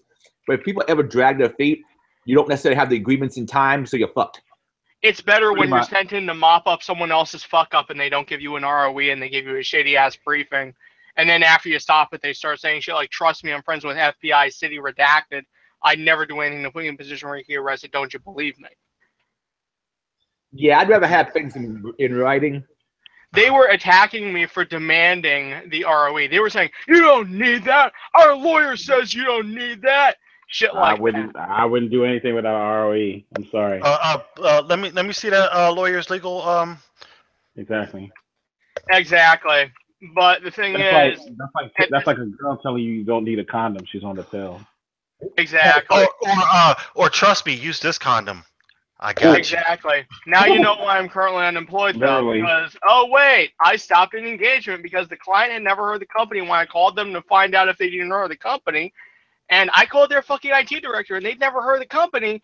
And I stopped the engagement and handed the thing to the director saying, look, I'm stopping this engagement because legal. I'm stopping this engagement because I'm not having my door kicked down by the FBI. And he acted cool with it until the VP came in all pissed off. And they accused me of fucking up a $50,000 engagement by doing the legally correct thing to do. Well, I'll just be accused because I'm not going to jail for nobody. Same here. You can pass this along to somebody else, but I'm not touching it. I'm not going to jail for nobody. Nope. Oh, they were pissed off at me because the client came to them pissed off because the client was already pissed off that they didn't get social engineered. And then they assigned me to mop up after the client was already handed a report where they didn't get social engineered, even though they paid for full red team. Well, not your problem. You know, it's my problem. I don't have money right now, so woohoo! That's why I'm going to East Asia because fuck it. Yeah. What's your definition of don't have money? Right. My definition of don't have money is I have about, let's just say I have a good chunk of credit card debt from trying to build this business and haven't been able to get it off the ground yet. So I have a bit of stockpiled, and, well, my best chance of doing this is to just start fresh elsewhere where it's like, yeah, you know, less than $1,000 a month to live. So fuck it, you know?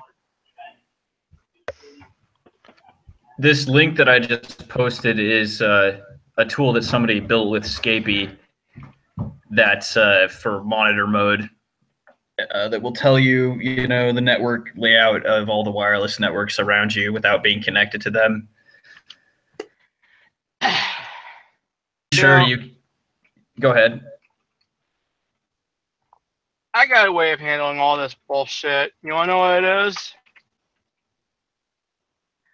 We need to install monitor mode on every single device on the planet.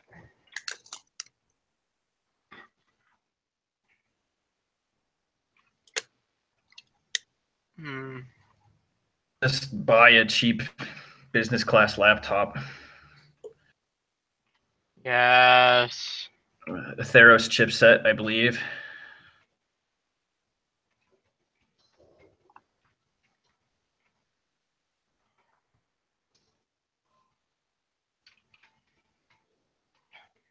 You know, I had an idea. What if every augmented reality device on the planet was actually a mind control device? Ooh, spooky noises. I thought about selling stuff like that. You know how you go by the gumball machine? What if the way that we could get people into augmented and virtual reality to bring the price point down is more like boardwalk kind of stuff and just put it in the grocery store? If I'm correct, that kind of stuff is already in play.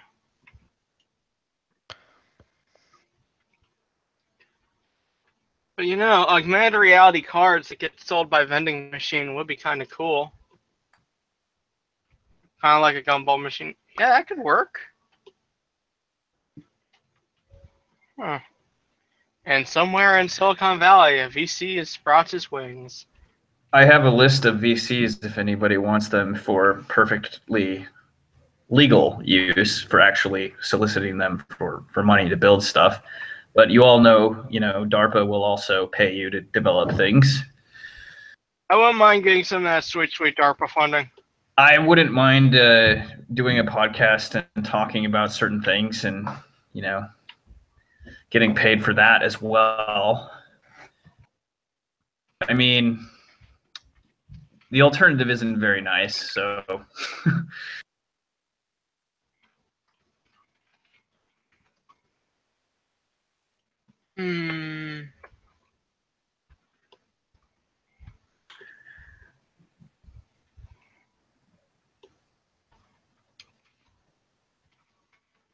I'm looking at stickers right now. I'm trying to order those those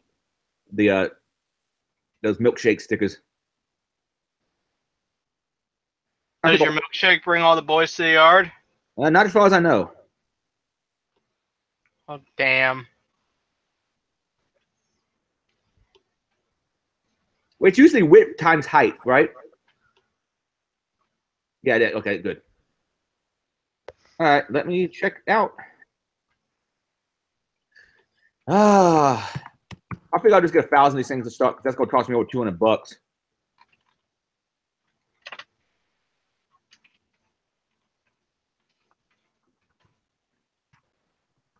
It's going to be 3 inches by 2 inches. Sound good? Actually, I need to visualize what that is. I need to get. Where's my ruler? All right, what else guys want to talk about? I have an idea. We should talk about tech. All right, get a bit more specific, man. Let's talk about where we think tech is going in the next year. Honestly, don't know. I haven't been paying a whole lot of attention to what new processors are coming out, what memory architecture. I mean, I'll put it this way: my main desktop unit I still use. Irongeek.com is from 2011. My phone I haven't replaced in about 2 years. And it doesn't seem slow to me. There's not much new stuff I need. Dude, I did recently order an Ionic watch, one of those Ionic Fitbit watches, and a bigger Pelican case. Dude, awesome. Pelican case. That was that Air one, right? Yes.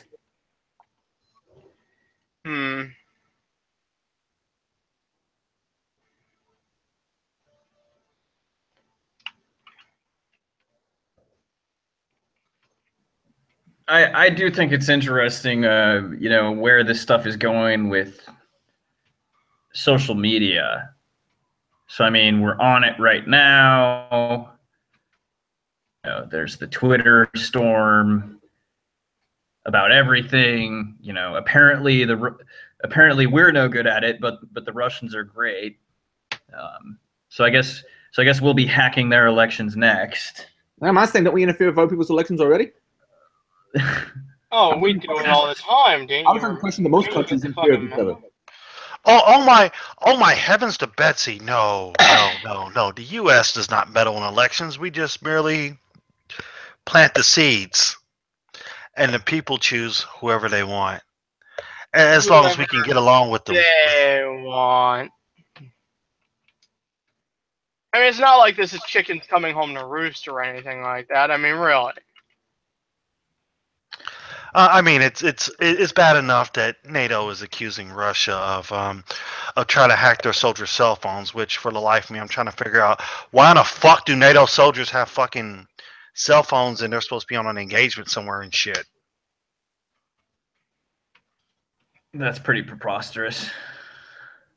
I would be scared if I was Russia right now. I really would. What do they have to be afraid of? Agreed. This is something where I don't see any reason for Russia to be afraid.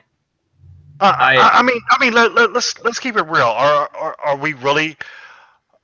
Is NATO really gonna, do the one twin powers combined and then try to attack Russia? I believe Napoleon and Hitler tried that once, and it didn't quite work. That's a good point. That's a good point. So maybe I'd be conscious. Yeah, you can see that reflected in the way that Putin talks. He's like, our American partners, you know. So did you know that Russia has a prior art deal with the State Department that goes back to the post-war alliance? So in terms of Russian clones and whatnot, we've been sending them all of our patented materials since the end of the war. So that's interesting. It's good for business, right? Was it Djibouti, where Japanese ground forces have been doing live fire drills in the same general region that the Chinese forces have? So it's certainly very interesting. With that. Well, so here's the problem. Here's when America became number one. France and Britain decided that they were going to attack Egypt over the Suez Canal. Egypt petitioned the U.S. and Eisenhower pretty much gave France and Britain an option. You either knock the shit off, or you pay us back for all the war debt you owe.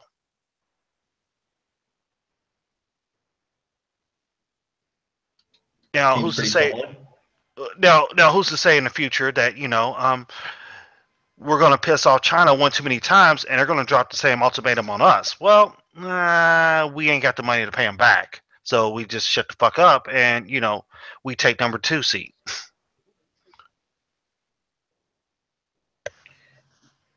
There are cultural issues.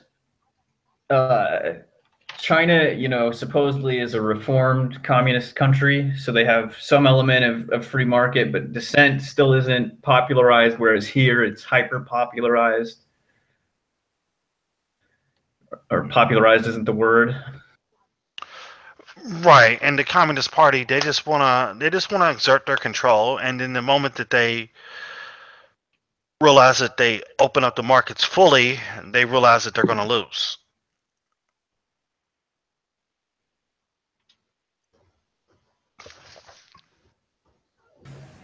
So yeah, I mean, I have a lot of respect for the Chinese people and the Russians as well.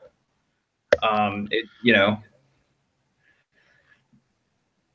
the same time, it seems like China has really pulled ahead, whereas why hasn't that been able to happen for Russia?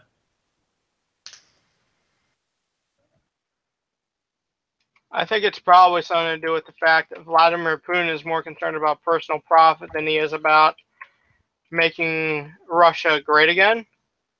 I don't know much about Putin. I know he used to be, what was it? Used to be inside the KGB, but I don't know what his sense of nationalism is or not. I mean, he's highly nationalistic. Yeah, I agree. Actually, you know what? I have it backwards. He's too nationalistic and not willing to bend enough for profit. I really don't know, but that seems to be more my impression of the situation. But I mean, I know they had problems after the Soviet Union with corruption and whatnot, and there's like more Russians own the expensive neighborhoods in Miami and London than the locals do. So a lot of that wealth just went out of the country because there's a better quality of life elsewhere.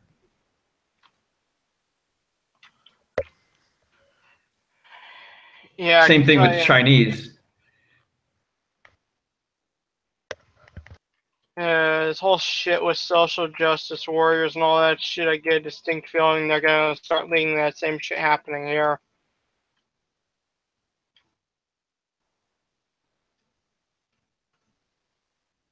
Yeah,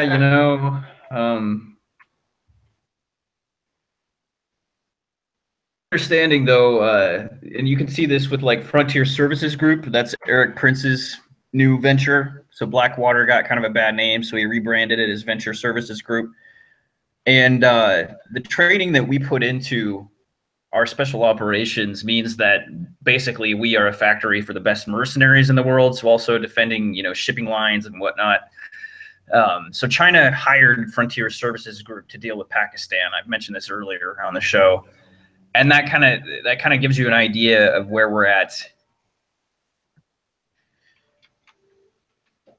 similarly, we haven't gone to war with Russia over Syria. There might be some people that want that, but it's not really even practical, even for the warmongers. Well, what is our personal interest in that? We back Israel unilaterally, which I've heard some pretty far out stuff. There was a video by Really Graceful that she has since taken down. I suspect it's because she got too close to some things in that video. But all I can say without pissing anybody off, I guess, would be there's a very interesting relationship between Saudi Arabia, Israel, and the United States. And it's tied in with global development and the globalist wing. So while the American populace may not want to go along with globalism, it's American guns that are largely, securing the area for globalist development. So, you can make a short list of countries that aren't under the influence of that. BRICS doesn't count because the economic interdependency is too great. So the economic interdependency globally is still globalism between China, Russia, and the United States. Countries that are an example of not exactly in that loop would be Iran, Syria, North Korea. And so we're pretty much closing that chapter. And the neoconservatives wrote about it in the Project for the New American Century in 1999, and the call for American dominance and whatnot. So until somebody else comes along with a better plan, which again could be China, and they are colonizing Africa,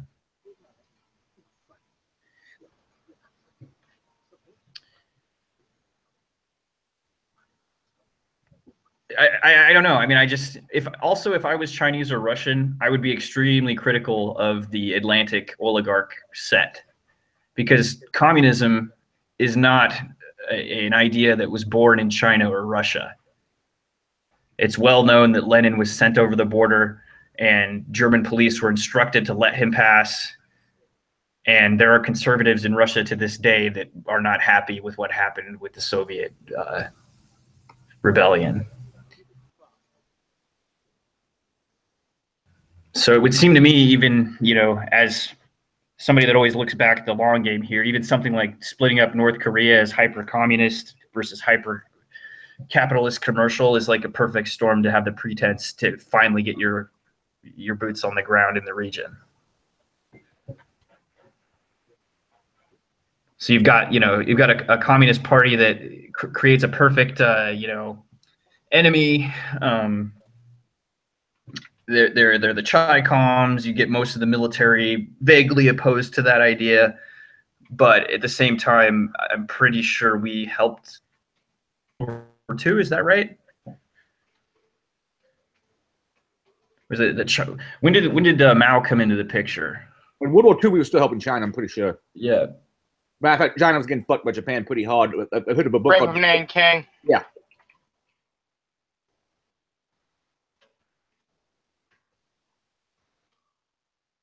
Yeah, I would say along with the same as Huxley, you can't just completely police people and police people's minds. You've got to scientifically breed them to want to be a part of this system.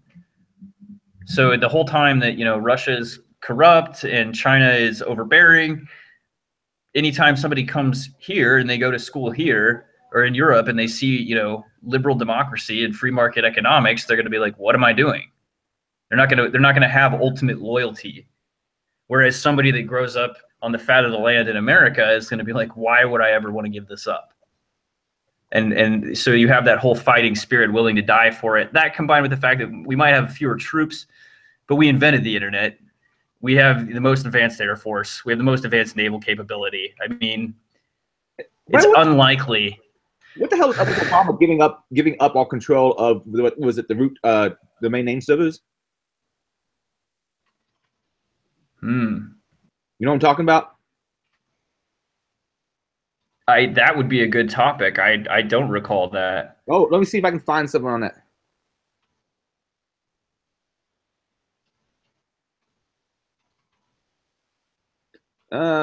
Let me see.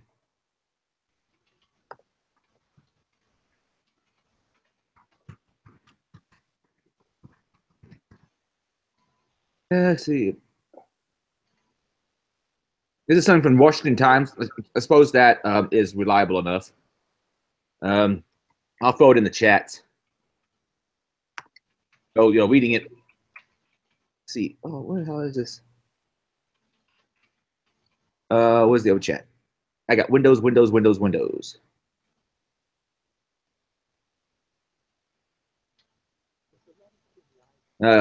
Trick T says ICANN root control of DNS from IP to alphabet.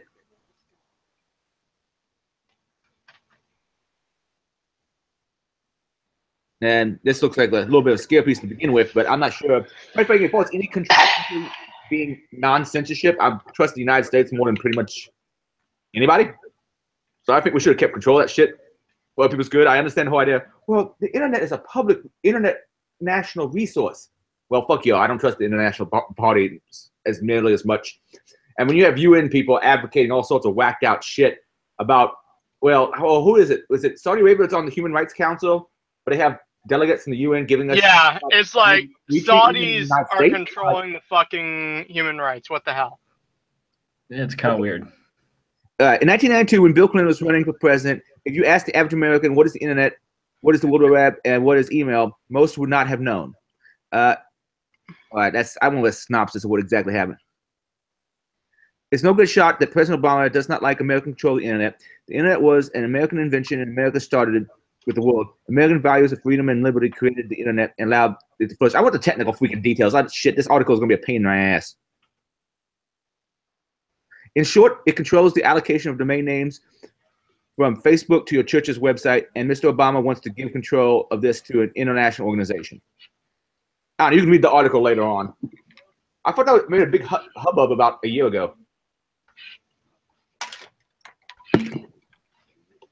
Yep, September 13, 2016 is when this article came out. And my understanding, it actually did go to control with someone else, but I'm not quite sure how that went. Maybe it's a thing we should all look at for next week or something, even though it's a little bit old news.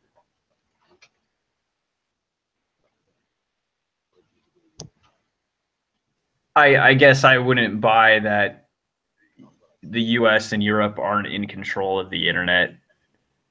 I mean, down to the hardware and understanding the hardware. And China will probably is getting there, in terms of developing their own technologies. Japan and China have not been copying the West for some time. But if I was the NSA, I would have been planning for that the whole time. And so there's a head start, a long head start there.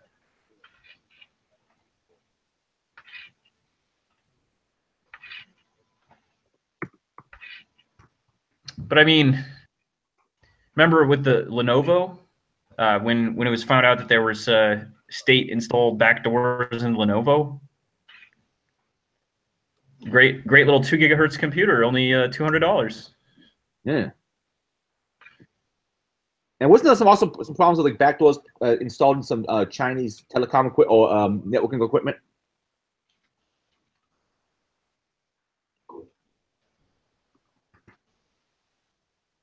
So also, the movie companies have moved into China, so it's been a thing where U.S. ideology supposedly has reformed China, but now Beijing is controlling large swaths of Hollywood. That's another interesting side of this. Brad Pitt starring in The Great Wall and so forth. I'm going to be very real about this. The person that controls Hollywood controls pretty much all the things. Well, who controls Hollywood is partly still market-based. I mean, look at some of the shit that happened with did you ever look into the Ancient One and the Doctor Strange movie? No. They're in a fuck situation regarding SJWs and world politics. Doctor Strange, his mentor in the comic books, is a guy named the Ancient One, and he was your typical thin, Fu Manchu-looking Asian character, Tibetan to be precise. So they had problems on several fronts. They cast a white woman who was apparently Celtic to play the character, which obviously is a big change from the comic book. So they pissed off some of the comic purist fans with that. But I don't think those guys were so bad they couldn't have done the original Tibetan character because, according to China, Tibet is not an actual country. So they would piss off the Chinese audience and they wouldn't be able to run it in China, which might sense a huge market. They couldn't keep the character, like make him Chinese instead, but keep him looking like Fu Manchu because all the SJWs would be all pissed off about racial stereotyping. So they ended up making it a white woman, but then you still piss off the SJWs because it's whitewashing. They're probably still happy it was a female character instead. They probably didn't complain with that, but it was still whitewashing. So they were in a fucked position no matter what they did with the ancient one. They would go piss someone off. You know, I will say this. It's bullshit, but I will tell you this. There is one specific movie I can think of where, frankly, they made a big deal out of whitewashing, but the whitewashing wasn't even the worst part. Care to guess which movie it was? What? Ghost in the Shell. That movie was No, come on, it's anime though. The characters all look European. Well, a lot of them look European anyway. I mean, her partner definitely looks very European. She is ambiguous. I mean, she's also a machine. I can't call that whitewashing because the character in the my understanding in the manga and definitely in the movie I saw doesn't look particularly Asian. I know. I definitely agree with that. But what I'm saying is that people were bitching about, oh my God, whitewashing and all that shit. It's like, dude, the movie just sucked all around. Let's face it. I get calling Johnny Depp playing Tonto whitewashing. So that's a character they had to play really carefully with. But before that, the last case of whitewashing I can think was one that really doesn't matter. It was in the Spawn movie, Tony. I think that's Tony. Whoever the guy who marries his widow, Spawn's widow is. He's black in the comic book. Terry. It's Terry. He's black in the comic books, but he's played by D.B. Sweeney, a white dude, in the movie. His wife is still black though. But D.B. Sweeney's a great actor. It's kind of like then again, people get pissed off about Himdall sometimes being played by what is it? Honest Elba. It's a good actor, though he's probably wasted in that bit role. They should have put him someplace else. I have a buddy who says that. How do you say that guy's name? Something Elba. You know what I'm talking about? The guy who was in the Dark Tower. He did some British TV series for a long time. I want to say he might have been on The Wire. All right, I'm totally blowing this. I'm drawing a blank. I'm not a celebrities person myself. Himdall movie. I did see Mother last night. Mother? What's that? It's the Aronofsky film, the guy that did Pi and Requiem for a Dream. And it is not, as far as I can tell,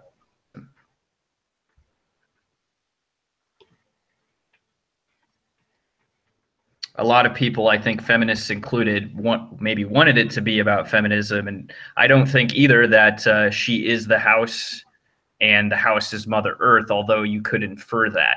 No. A lot of Christians got upset because, there's a scene where she gives birth and then the child is consumed and there's like lots of religious references. But all I can say is it wasn't as boring as I thought it would be. And I actually enjoyed it. A lot of people didn't like it.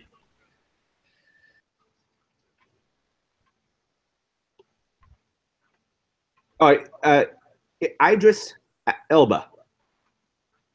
You'd have to see this guy in some things before. My buddy wanted him to play Black Panther. I think he'd be too old for Black Panther. Because Black Panther, at least in the comic books I remember reading, was a fairly young prince after he took over for his dad.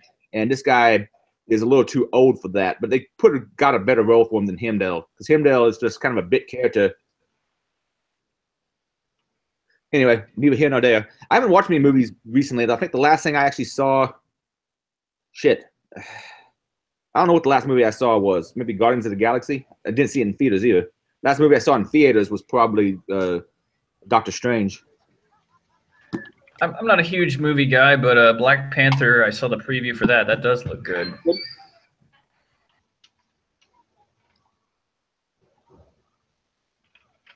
Yeah, I'll probably... But I'm into Ancient Aliens and whatnot, and that's like the backstory for Black Panther. So. Oh, so what did the vibranium get there via like a crashed ship or something? Basically, he's like they searched for it. They searched for the lost city, and they searched in India and South America, but it was in Africa, and then they've got the UFOs and the ancient cities and whatnot, and that's where his people come from. Interesting take on the ancient aliens narrative. Okay, I suppose that's a good reason to explain why that vibranium is there, because I know in the comic books the reason that it's such a rich country is they have the natural resource of vibranium, which there's like 2 different types, and it only exists in like 2 places on Earth, which I believe was just Wakanda and the the Lost World, the Savage Land in Antarctica. I read way too many Marvel comic book synopsises when I was a kid.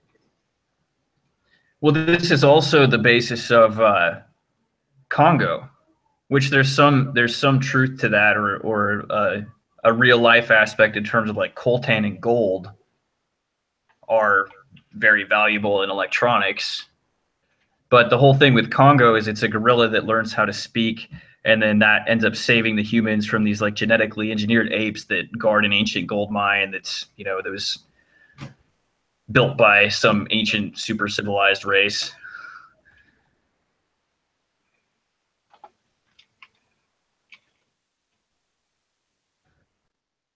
Yeah. I think the thing for me, might just to be go full spin and just talk about the Swamp Thing, because there's a preview for that too. There's a new Swamp Thing movie. I'm not sure exactly what comic book it was, but he's like the asset, and they've got to chase this swamp creature around. So I think I might just like start a podcast and just go full until like somebody has to tell me what exactly to say or not say. And in the meantime, I just enjoy doing it, and then that way you can kind of talk about anything, because hey, you're just the crazy UFO guy, right? Yeah, sure, go on. I just realized I just tweeted something about the right image, and I didn't. Oh man, I keep fucking this up. What is your Twitter, by the way? I guess I should probably see this. Oh, Irongeek_ADC.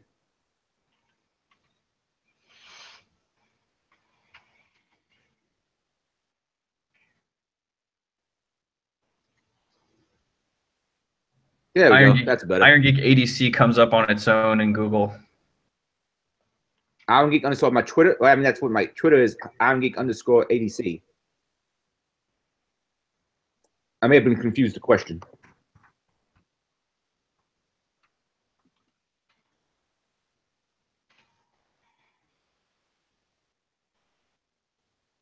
I'll link it in the chat.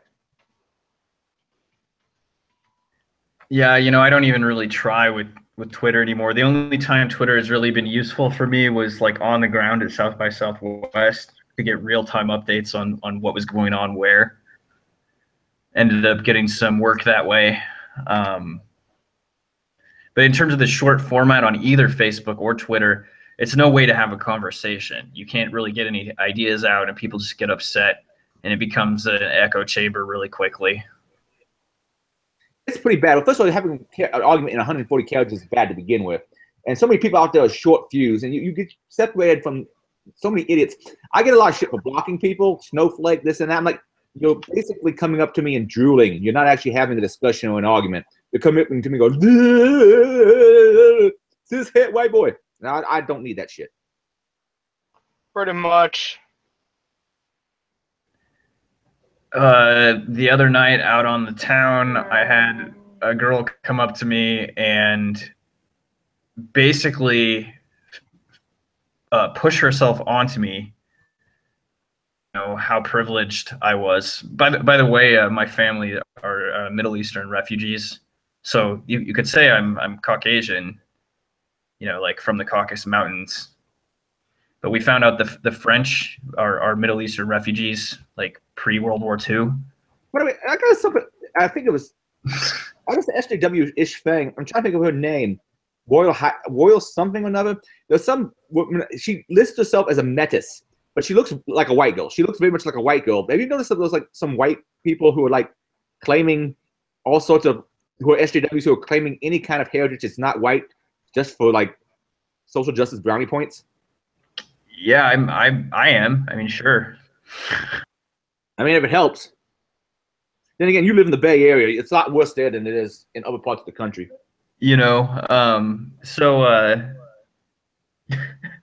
So this girl, you know, she wouldn't leave me alone. I mean, it would be considered harassment, but she was literally, you know, coming on to me at the same time. And I mean, that's the world we live in. I mean, it sort of reminds me of, you know, I've in previous years, a younger, less mature age, I've envied people, and you know, you just want to meet them, and like pick their brain, you know, and you haven't figured out the social skills to go up there and say, hey, I really appreciate your work, or I can see that you're really smart. I want to talk to you, you know. And so I think that's kind of what triggers people is they see something that they can't fully explain, and instead of realizing that what they really want is to learn more, that they appreciate this person, they just become combative.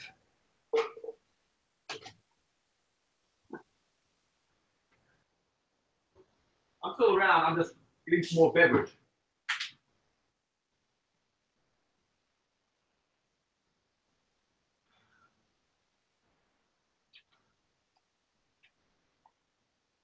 So Vince, what cons do you end up getting to?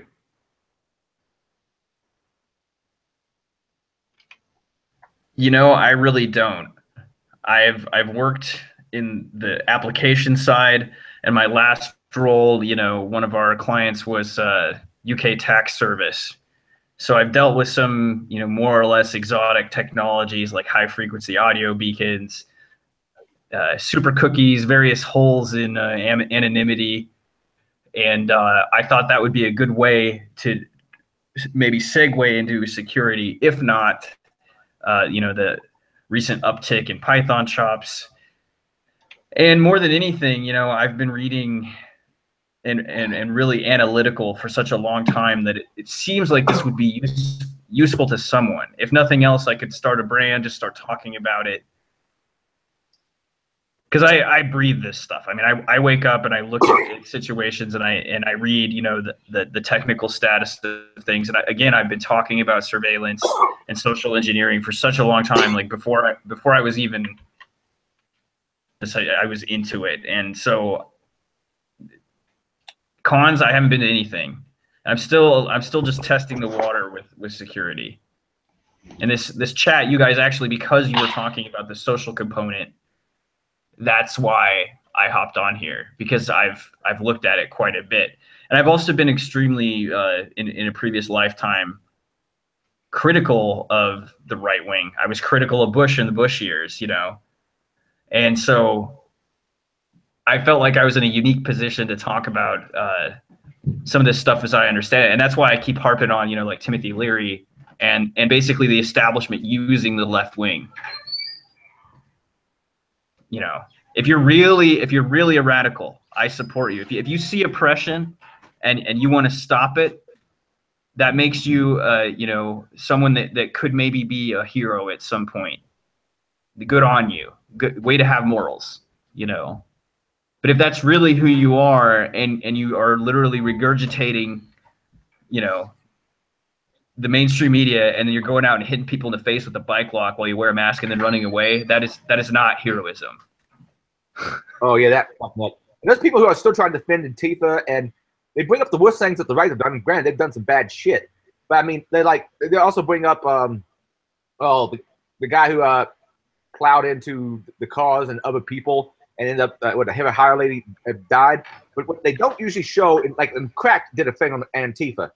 What they don't show is all the people who are landing on the back of that vehicle as soon as it hits with like sticks and dressed up in like hoodies and face masks. Yeah, that whole thing is sketch. I mean, because again, I mean, before I looked into it, I was going to say, okay, that's too far of a stretch. But when you've got companies like Crowds on Demand and it says on their website, social justice, this is literally a rent-a-crowd. I mean, there's no denying that at this point. CNN was willing to report on it and when it was Trump, and then in that CNN article, it's talking about hiring crowds for social justice movements. And so when I first heard about, you know, the Craigslist ads and whatnot, I'm like, okay, whatever. No, Crowds on Demand is a thing, you know, and they've been hired, And so apparently local residents were talking about, when was the last time you saw, KKK members in shirts with BLM members getting off the same bus? And then the governor had mentioned these people are from out of town. And it really makes you feel for the local business owners. And I mean, I lost faith in the radical left more or less when they burned down Ferguson, when they were burning down black-owned businesses in Ferguson.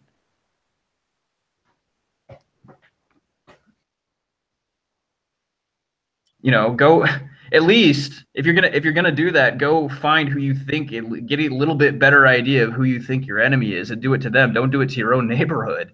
Oh yeah, no, was it CNN or MSNBC who edited that? There was a lady who was crap. I'm trying to figure who was shot. It was like the sister of one of the shooting victims, and she gets up there and says, don't burn down this place, don't do that. And CNN cut the part out where she says, we need our weave. If you're gonna burn something, burn out their neighborhoods. I'm like, oh shit. Yeah, but that does make more sense. I mean, look, if there are elements, like in terms of what's wrong with the right wing, if there are elements of racism, institutional racism, the Missouri Police Department, I wouldn't be surprised if some of those guys do have a, Maltese cross at home, or a special patch that you only get if you go to the special meetings. It wouldn't surprise me in a place like Missouri, right? Everywhere, every cop. Dallas, no. Dallas was completely uncalled for. And I just saw a thing recently that apparently a bunch of cops quit right before that. So it's like, what did they know? Like, I guess like 50 cops quit the Dallas police force right before that shooting happened. I mean, that's just insanity. Because what do you say if you want to go around, killing cops as retaliation? What exactly is your solution? Are you going to call your drug dealer? Actually, I saw someone when you have petty. I don't remember. It was a black lady. I'm trying to see people cover it, and she was talking about some kind of, instead of replacing cops, they were going to have social justice committees or something like that. And I'm like, so basically, you mean lynch mobs? That does not work out well for anybody. Totally, yeah, totally. You're gonna have criminal mobs. So yeah, the cops have problems. There's things we probably can do to make the cops less militaristic and more like, let's say, what they do function in Great Britain. However, whatever you replace them with is likely to have the same freaking problem if you don't have certain things in. Right. And what's sad is that Dallas was a relatively progressive community that had good local relationships. So it's just really a shame, because yes, I was just on here earlier criticizing the right wing, security state. It's very reminiscent of Bush, like I just said earlier, with this whole reaction to Vegas. So I'm not a huge fan of just policing everything, but I do believe that police serve a function. And maybe that just makes me a total sellout, liberal then. But but come on, what are you gonna do? It's really wonderful for small towns, unincorporated townships and stuff like this, where you can have, just a local sheriff or a volunteer service. That's great on the one hand. But when you get into a bigger city, which inherently is going to happen, then you're going to have rules. If you have rules, then you got to have thugs enforce those rules. So you eventually deputize your thugs, and you don't have thugs anymore. You have rules and codes of conduct and so forth. So I mean, this whole thing just reeks of insider operations, and I really hope that Western, free liberal civilization can survive it, because I just saw a cast these guys were doing. This guy's in Israel. He's talking about what it's like living in an Israeli settlement, and how the different they've basically forced men and women, is that right, into some kind of service in Israel. And then there's all these private defense contracts, and drones, and then the Palestinians blow people up, and just talking about how private corporations are slowly moving towards basically how we're moving towards more of a feudalistic state, and that's really not what we want. The feudal situation after the fall of the Roman Empire was not great.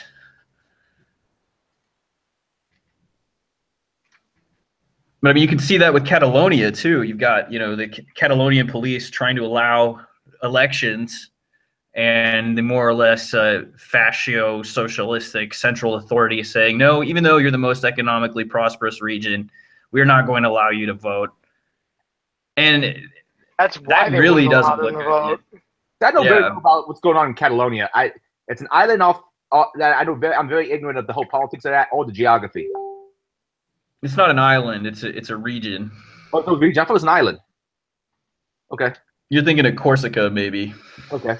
Yeah, Corsica's the island. You're right. I was thinking it was an island earlier. Corsica is the Corsican brothers in Cheech and Chong.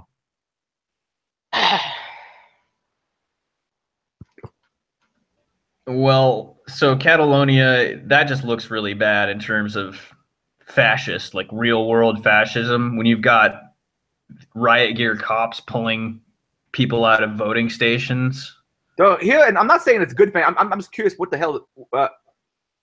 Why aren't they just shutting down the polling stations? If they have the cops there to keep people from getting to the polling stations, why aren't the cops being sent in to just like pull volunteers and destroy the machine inside the voting centers? I don't understand.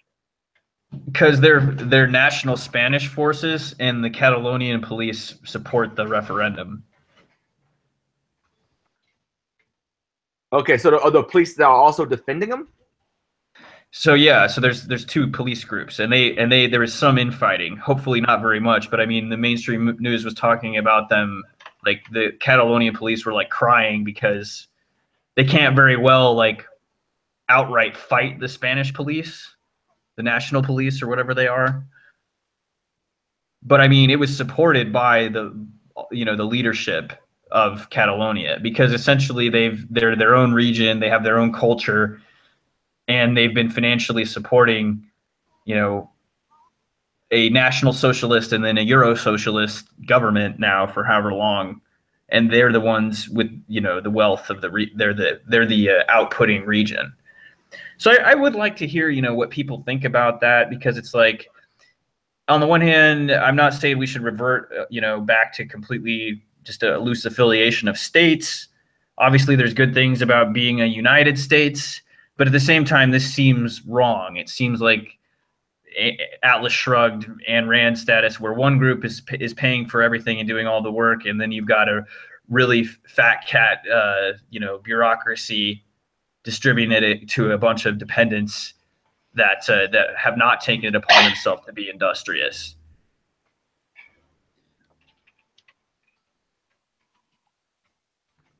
Yeah, I realize Yeah, it's something I have to look at a lot more into, because I'm ignorant on the particular issue.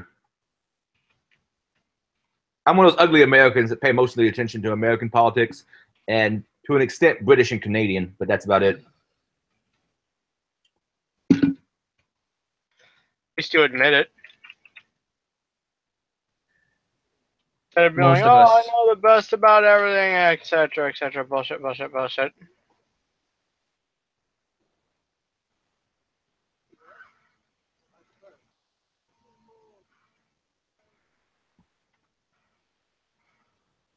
Yeah, well, so if I do a podcast, what would be cool is to take it from the other end. So I'm always the one over here talking, contingency plans and social engineering and all this stuff, which is relevant. I find my way into the dialogue or whatever, but it might be cool to come up with a show and then talk about, say, Anonymous from the cultural side, and then bring on one of you fellas to talk about it from the security side, and then you could plug the show. Yeah, I wrote an article about it way back when. It's funny that some of the people who were involved in Anonymous back in the day are now fucking with me on Twitter for my anti-social justice warrior stance. It's like, you people were like doing hideous shit and saying all this racist crap back in the day, and you want to fuck with me now over me saying I don't like social justice warriors and identity politics? What is your problem? Well, even the mask, the Guy Fawkes mask, right? And the plot. So that was a Jesuit plot to blow up the liberal democratic parliament. So that would be a papist, or essentially the mother of all fascists plot to destroy British democracy, is where that mask comes from. So to then flip that and make that an icon cyber rebellion is very interesting. And I wonder how many people even know that. For all the people that watch Zeitgeist and all this shit, how many people know who the fuck Guy Fawkes even is? I imagine not a whole fucking fuckload. But what they know is the movie V for Vendetta. Great movie, but I seem to remember the logic was the scene was cool, and that's why they decided to take the mask and do it. It's just because they saw the scene as cool. Lately, though, I've seen a lot of anonymous stuff that is pretty. They would lose some of their energy if they just went along with everything that the mainstream media said, right? I mean, that's kind of what I've been saying throughout this cast. So a lot of the stuff that I've seen coming from Anonymous is talking about, crowds on demand and different stuff that, Charlottesville, what you didn't know about Charlottesville and whatnot.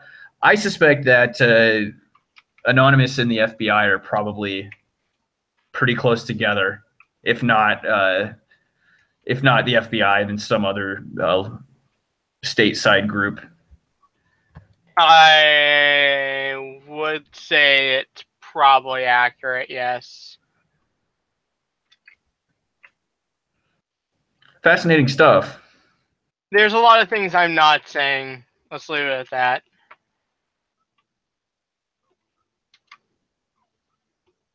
I don't know. I had some pretty good civics teachers, and they would not tell me everything, but they would just plant seeds. Like I had a social studies teacher that worked for NSA, and I would always go in and ask him, you got to tell me something juicy. And he was like, you want to know something juicy? Fine. He's like, I can't tell you anything. He's like, fine. Finally, he's like, the Federal Reserve? And I was like, yeah, it's the U.S. National Bank. And he's like, yeah, it's not owned or controlled by the United States whatsoever. It's a private corporation. The U.S. dollar is a private check issued by a private entity, and there's no oversight from the U.S. federal government. And I was like, oh, come on, that's too much. And so I started looking into it, and that was kind of the first thing that sent me down the rabbit hole. Prior to that, I was just reading Tom Clancy, and I mean, I was pretty much probably going to enlist at that point, And I've looked into the Air Force recently, but after that, I started looking into things. That's about the time that I found out about Echelon, and total information awareness at this point was still 5 years some away, and all of that. So I was really weird as a kid because of that. And I didn't believe him either. I looked it up and I read it online, and people were like, oh, you read that online, you can't trust that. And then I went to a library and I cross-referenced it a number of different ways. And sure enough, anybody that, and these days it's fairly common knowledge, right? But I would say back then it really wasn't as much. People were like, oh no, there's this weird relationship. There's a board of governors. It's like, no, the board of governors that you're talking about are selected by the member banks who own the Fed. The Treasury Department has absolutely no executive control. And in fact, one of the senators that was trying to investigate recently, he asked, the head of the Treasury, somebody big, he's like, well, if you don't know, then who does know? And she's like, I'm not sure. That's not in my job description. And that's just, I mean, I personally don't want to follow that to see where it goes, other than that it's true. I'm not going to go, say that it's wrong or go against it or anything. But in terms of America as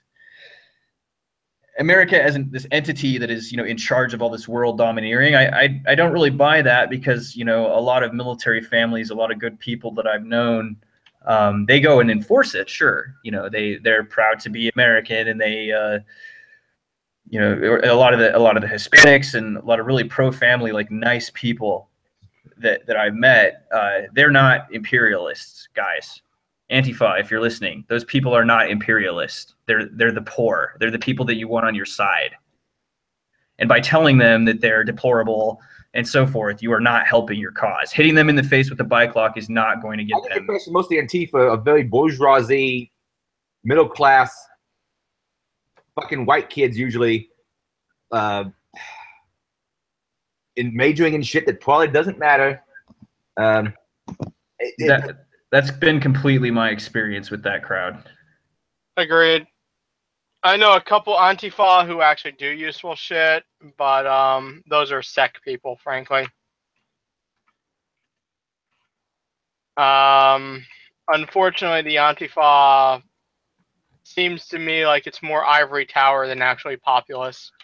Which, again, if you're ivory tower, then you want to set the masses outside the gates against each other, right? So I'm sorry, I'm really not trying to offend anyone who is ivory tower. I can wax, ultra conservative dark enlightenment if I suggest that I'm not, calling you out and saying that you're just the scum of the earth or anything, but I am someone who enjoys the subject of Machiavellian tower politics. And so if you are a son, if you're a blue-blooded son and you're organizing people to hit other people in the face with bike locks, I'm simply suggesting that there may be better methods. And obviously, it's already kind of worn itself out. I mean, it was good for the election cycle, but I don't think that's something that has a long-term effectiveness. In the same way that Anonymous, if they were still doing the same things that they were doing before, if they were going lockstep with the mainstream media, they would lose effectiveness. So no, they've actually been exposing Antifa, has been my experience with with Anonymous, because if they were just going along with Anonymous like the days of Occupy, then what would they be rebelling against? I mean, it's just so obvious that this is a big tower policy or big tower strategy, not populist. That's why you have to cover your face too. I specifically remember someone trying to drive me down the Machiavellian path actually it was last year and the year before. The problem with the Machiavellian path, at least in my opinion, is it's disingenuous. It's all about manipulation and control rather than doing the right thing. And sometimes you have to be that way to do the right thing, yeah, but unfortunately, a lot of times people wind up going down this stupid ass path and they wind up just being abusive, manipulative shits who have no concern for what they wreak, so to speak, or what havoc they cause. They only care about themselves, even if they try and say otherwise. The point behind this is this. Social justice warriors in particular are big fans of that fucking thought process. They try and claim they're fighting for what's right. They try and claim they're fighting the good fight and all that shit, but in the end, they're fighting to compensate for something, or they're fighting to advance themselves in a political way by manipulating people. And unfortunately, this is something that is occurring on both the social justice warrior and the anti-social justice warrior side. And what pisses me off is that, unfortunately, people can't be bothered to get up off their ass and realize, maybe we should actually do things that are worthwhile rather than playing stupid tower politics bullshit. I hear you. I'd say there's the majority of people that are going along with Antifa are probably mean well. They just don't have enough information. Exactly. And then 1 in 100, probably because of the way the 1% works, is actually in it for themselves. And again, I don't necessarily blame that person. I just want that person to have an honest discussion about population control.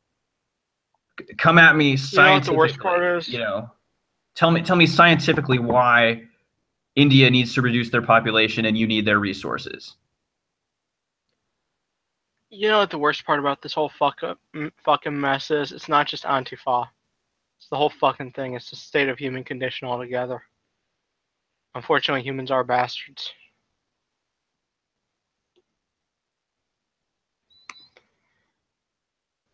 I'd agree with that. I think that's a problem with utopian idealism in the first place, is that humans are inherently imperfect.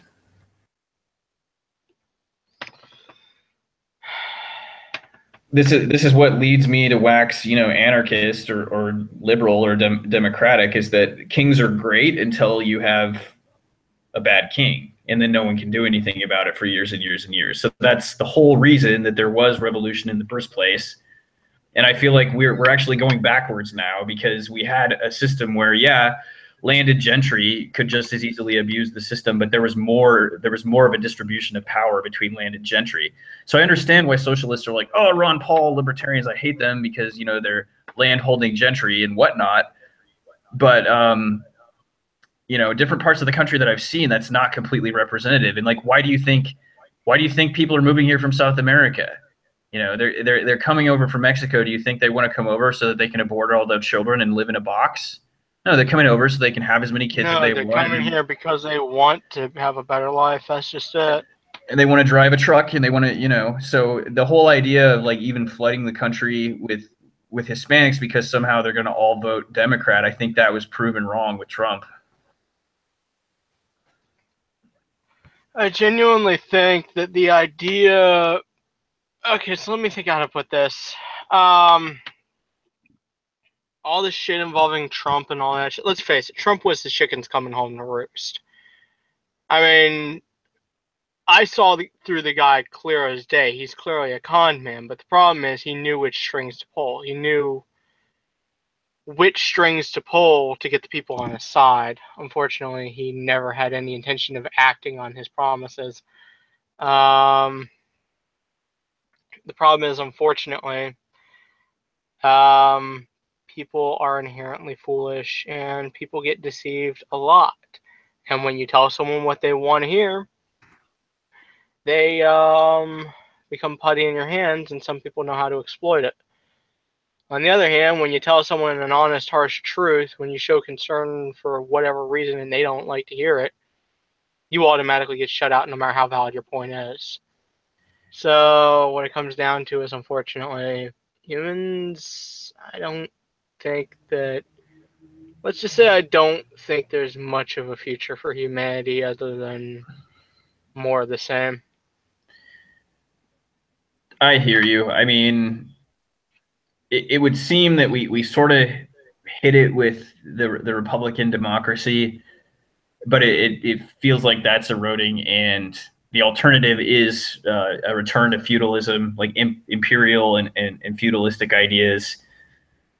And all I can say is that at the same time, I'm not going to get behind this fake democracy, especially when you suck at fake democracy. So if you really, like you said, Trump was the better con man, like that shouldn't be the way it works. Like the Democrats should have won that. Yeah, I get shit about people saying I'm alt-right. They say I'm a Trump supporter. I'm like, I didn't vote for Trump, and I think he was the lesser of two evils in some ways, but I didn't vote for him.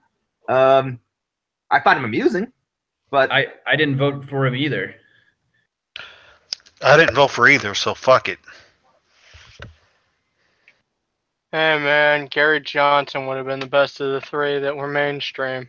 Who would have been? Gary Johnson. Yeah. I don't know. But Gary Johnson wasn't mainstream.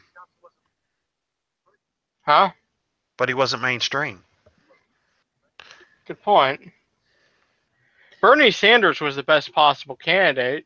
I don't know. I mean, as someone diehard. Oh, I'm sorry.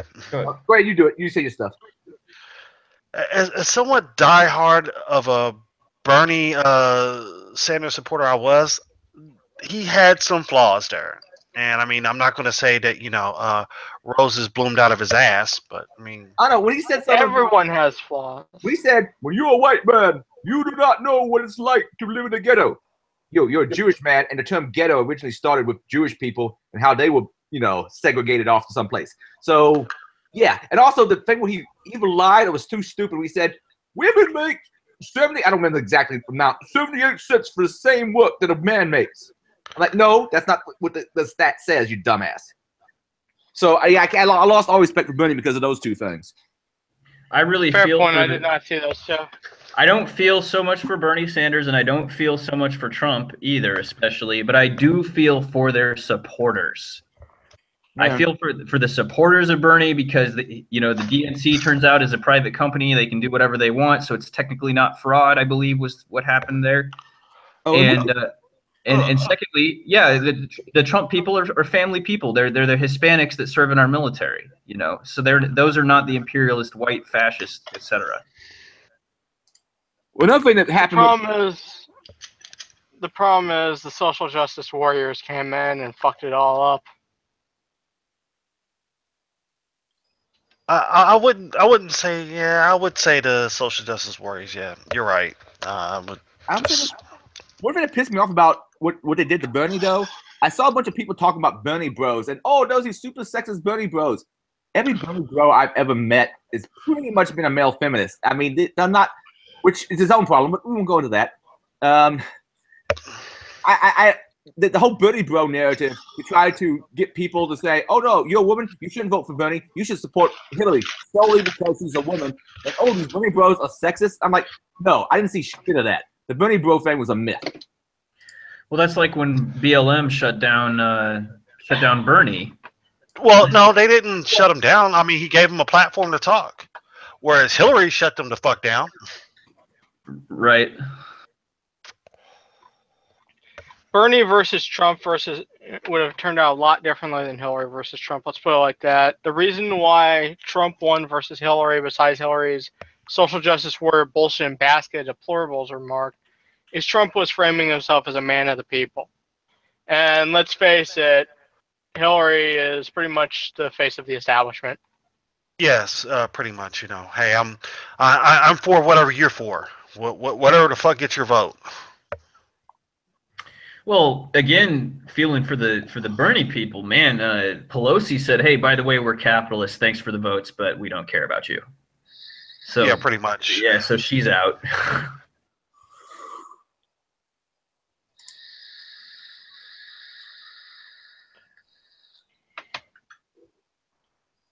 I guarantee you it's all going to explode. I guarantee you it's all going to explode. No, I don't think so. Now, I got a question though. Who do you think the Democrats are going to run in 2020? Oprah Winfrey. Well, I mean, Oprah's throwing her hat. They're floating her name, but who they're really wanting to run is Biden. You know who I think is going to get the nomination? Who? Mark fucking Zuckerberg. He's not going to be old enough, is he? Is he 35? Yes, he is. Oh yeah. Okay. I was somehow thinking, yeah. And he's posturing himself. He went on a tour. He went on a tour of regular small town America. Ah, baby sleeping. Yes.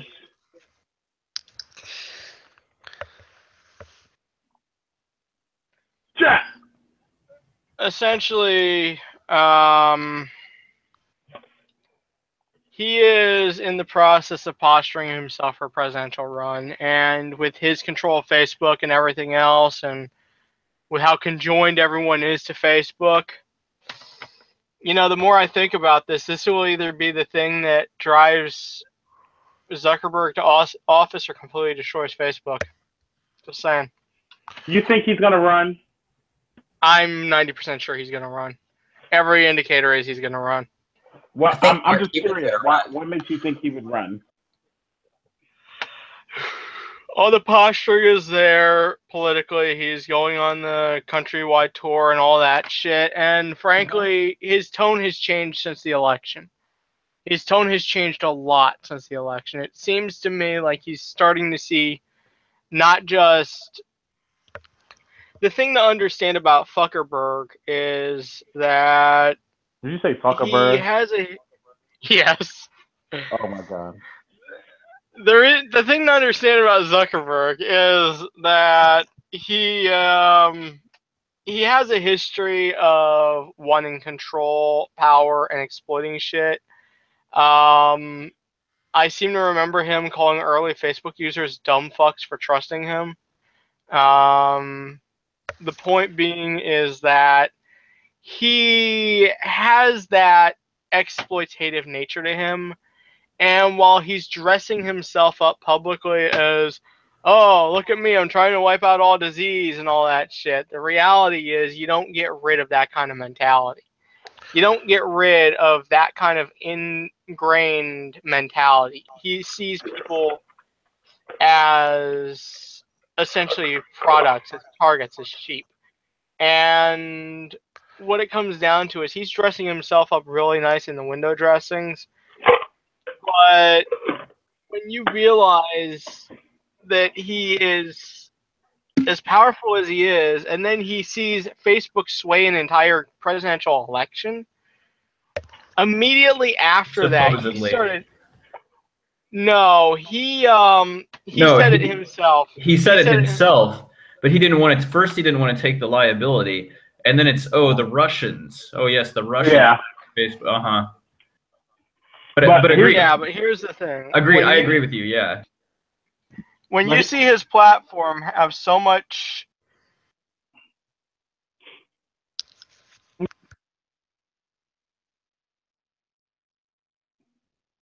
Hello? What happened? You hear me? Oh, never mind.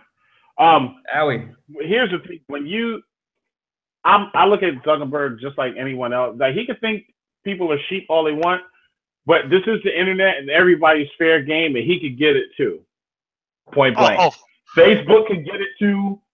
Anybody's website can get it. So yeah, I don't believe in it. I don't believe anybody's invincible. So yeah. I don't know. I mean, if the words I said in my early 20s were held against me, I would be in deep shit. Yeah, but yeah, that's what I'm saying. So I'm just saying, if he feels that way now when he first said that, then yeah, he could get it too.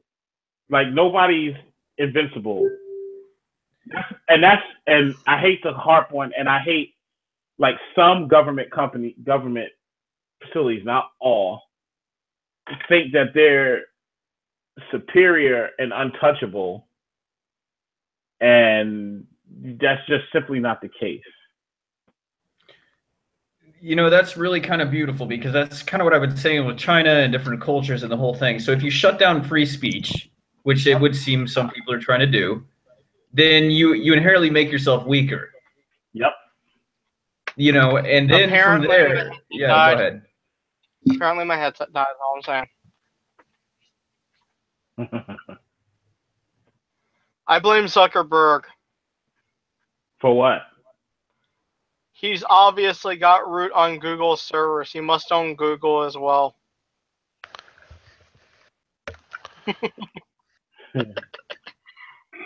That's my being a smart ass, but I need to put that in the clear. I'm just trolling with that remark. I know you were. That's why I didn't say anything. No, but you know, hey, if he runs for president, it would be interesting. It would be interesting. I mean, who's he going to run against? Who knows? I think Biden. Now, I've heard some bad things about Biden. Sometimes coming off creepy, but he seems to have a whole lot of appeal to people, and I think Biden probably would. I'm not saying anything about policy. I'm just saying charisma. Right. Charisma that Hillary did not have. Biden would have been a shoo-in. Biden is the kind of person who... I know people who know him personally. I come from the state he used to be senator for, so yeah. The point being is this. Biden is well known for being no bullshit and speaking his mind. He's a gaffe machine, but people know when he makes his gaffes, he means well. It's why he was able to pull off foreign policy, because even if he was in a foreign country and made a gaffe, people would know, okay, he's speaking his mind. It's a foot in mouth moment, but he's not being an asshole kind of thing. So, essentially, Biden is a very no bullshit person. Biden would be a very good presidential candidate for the Democrats. And I think a Biden versus Trump debate would be fucking epic to watch. I would love it. I'm you know what would worried. be interesting?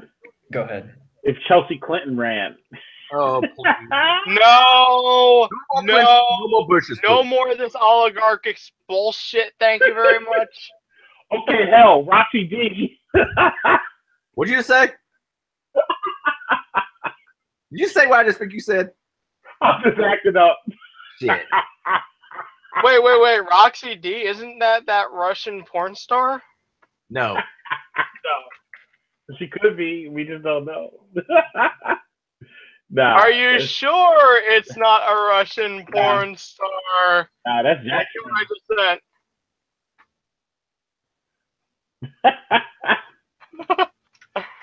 Nah, but that would. Nah, I think Biden would be interesting.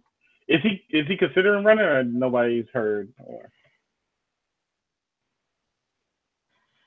Adrian, did he say he was considering running? I don't know if he's considering or not. I'm just saying they should have ran him instead of Hillary. I think he would have won. Because he has that set of. Because, dude, regardless of what the policies may or may not have been any different, Hillary had no charisma. No, he didn't. I mean, other than just bland. Like Lena Dunham, who only wanted to vote for her because she was female. She was just a body that breathed air. That was it. Honestly. You saw his goodwill and like humor and shit like that. You see all the Biden memes before Trump took office about him saying, "Oh, I did this prank on Trump," and then Obama going, "Oh, come on, man." They were, even though I am right of center, probably, I thought those were funny. It was hilarious. Wait, did you see the one he was getting out the car and he was like, Joe. I don't know if I saw that one. I gotta look it up again. It's one where I remember there would be that meme. They normally say that there's a running meme that the left can't meme, but that is one example of a meme that people came up with, and that was good. It was funny. Yeah, people. It's I don't know, man. It's just interesting to see a lot of this stuff, how it goes down, and We already have a reality TV president, so Zuckerberg, Paris Hilton. I mean, it's all kind of Oprah Winfrey. It's all fair game now, right? It's all going to be TV, reality, paid protesters on TV, webcam yourself from the protest where you're paid off. Oh, and don't forget Tyler Ferry.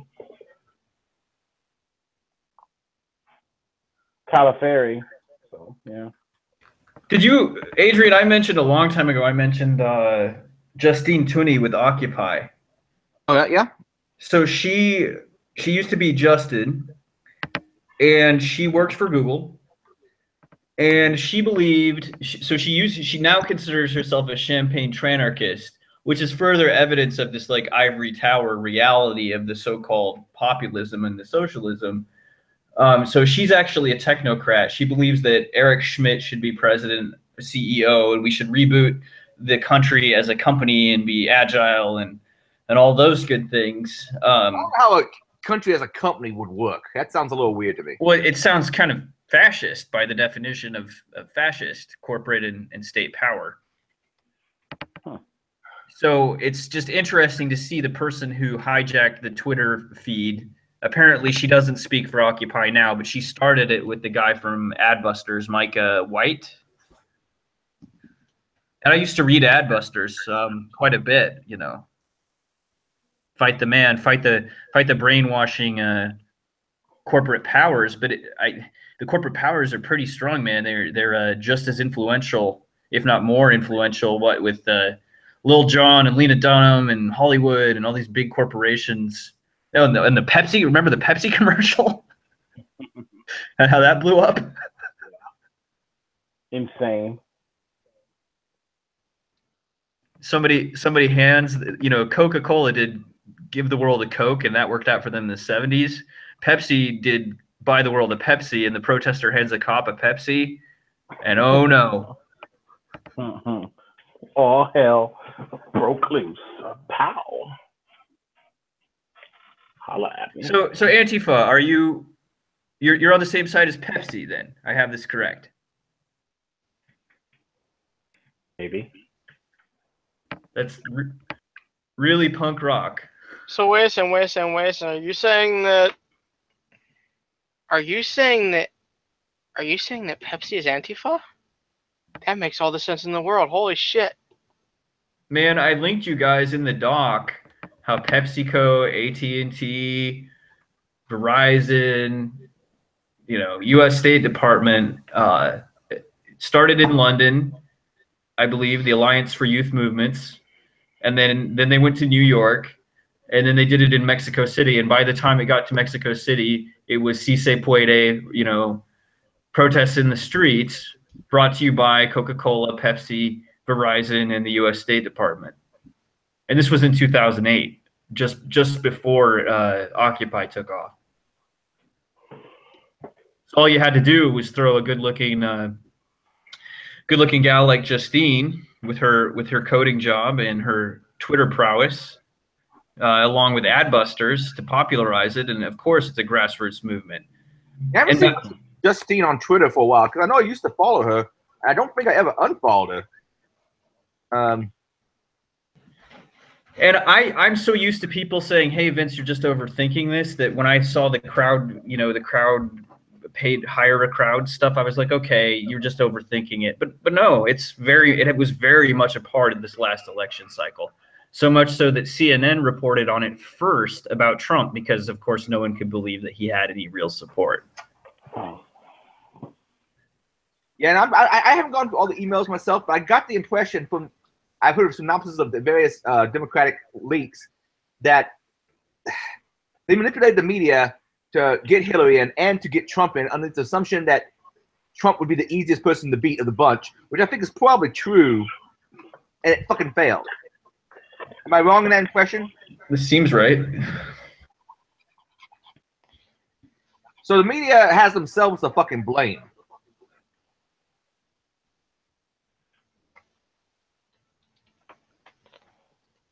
But I don't know all the necessary details. Well, really, guys, like if you get the time, the talk isn't that long from Hatfield on social engineering, because he's talking about Bertrand Russell, George Orwell, and social planning, centralized planning, coming from like the Fabian socialists, again, like Bertrand Russell, I want to say was a Fabian, and how that has come full circle to decentralized change management through these various radicalized groups, through platforms like Occupy, Alliance for Youth Movements, and so on. And him saying that is now a factor of cybersecurity. So normally I'm like, hey, this is way too weird. I think I have a hunch here. Adrian's, he's railing about the radicals and the liberals. And hey, I feel you, and we can talk about some of this stuff. And then I found that video, and the Institute for World Politics would be like, if I got better grades or was easier to put in line, probably less contrarian, I would have gone to graduate school or some shit, and I would have gone to the Institute for World Politics and worked for no such agency. And that's where Hatfield, who is a professor at Cyber College, Navy Cyber College, is working. So he's talking about Kevin Mitnick and the Freakers. He interestingly, of course, does not mention agency ties or Timothy Leary or any of those, disavowed aspects. But he's just talking in general about hackers and, social movements and decentralized change. I would like to see what your guys' opinion is on this, because he's talking about Captain Crunch, and he's saying, but he says at the beginning, it's hard to catch, but he says at the beginning, I'm suggesting that social engineering in the hacker sense is the very same as social engineering in the Bertrand Russell sense. I'd have to see it. Yeah, it's in that doc. I'll find it again and put it in here.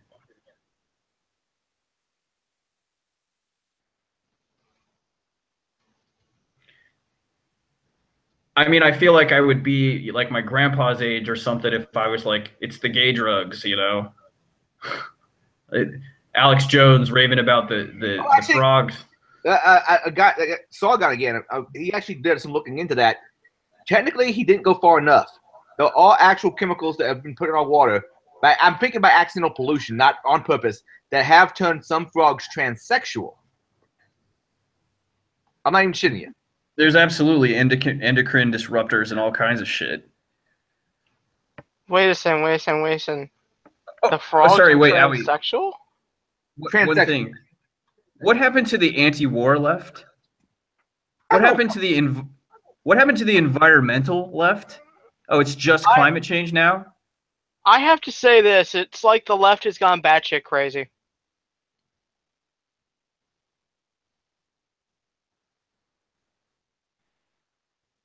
You there? I'm here. I'm looking up this transsexual frog thing. Well, it's super useful for major companies that produce these chemicals to not have to talk about it anymore now that everything's been greenwashed and everybody's what, you're against climate change? We major corporations are not against climate change. Don't need to talk about aspartame, ammonium oxide, that used to be an issue. No, that's not an issue anymore. Afghanistan, 12 years in Afghanistan. Nope, that's not an issue anymore. Gay frogs. I mean, a part of me knows that it's part of an org. All right, this is some pretty good shit, guys. You want to see the gay frog agenda? All right, maybe not. It's a little long. Whatever. Sargon's pretty funny. All right, let's play some gay frog agenda. Let me share my screen. And I may get a copyright strike for this, but you know what? I'm not expecting to monetize this crap. All right, hopefully, and wait, present to everyone. Is that the? I guess that's the right thing to do. All right, so you see my screen? Yeah. Yeah. I'm not going to say this is an internet hoax. I'm not going to say this is an internet made-up crap report lower than Pulp Fiction. No. I'm going to give this next video the title, The Alex Jones Gay Frog Dossier. And it's just incredibly important because not only did I find a dossier online saying that John McCain is actually a lesbian, and actually quite ugly. No, Victoria's Secret, bro. He is actually Rosie O'Donnell puts on like a plastic skull cap and everything and goes out and then pretends to be a U.S. senator I mean, I read it in the dossier. And again, this next video is real too. This is the gay frog dossier. We've been caught.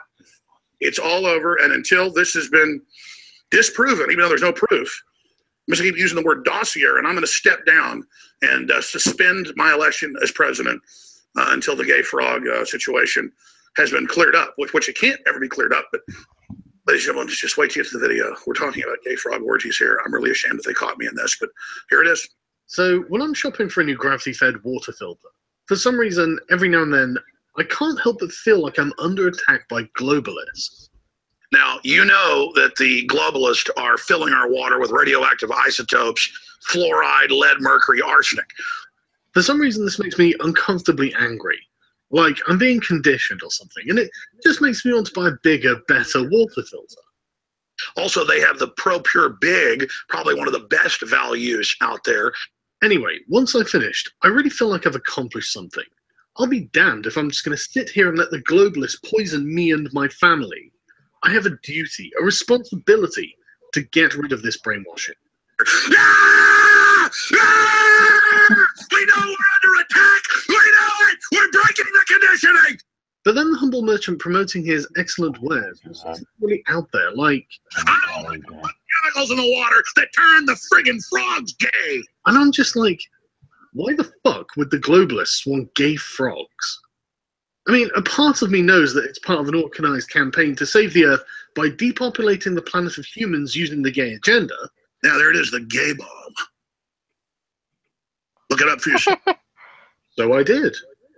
I went out of my way to do Young Turk's level of research by going to Google and typing in, "Are the globalists turning the frogs gay?" Which, of course, is a shot at the Young Turks, because, yeah.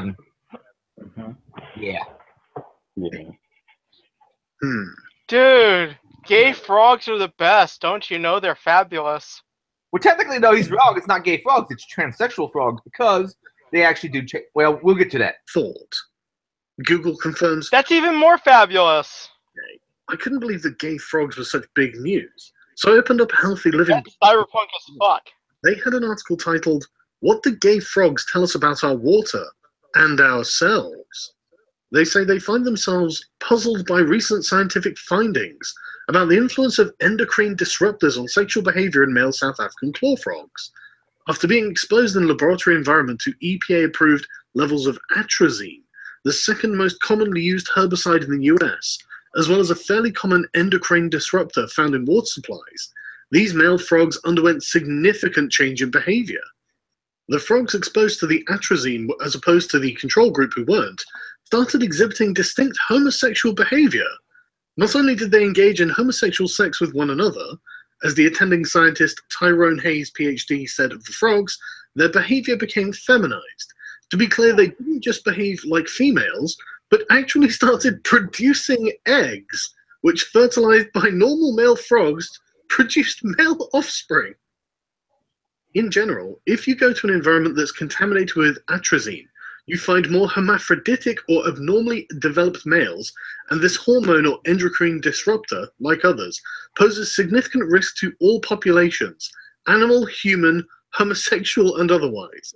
So naturally I thought to myself, well, these sound like conspiracy theorists.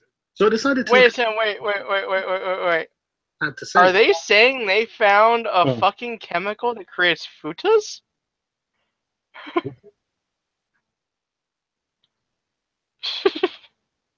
Alright.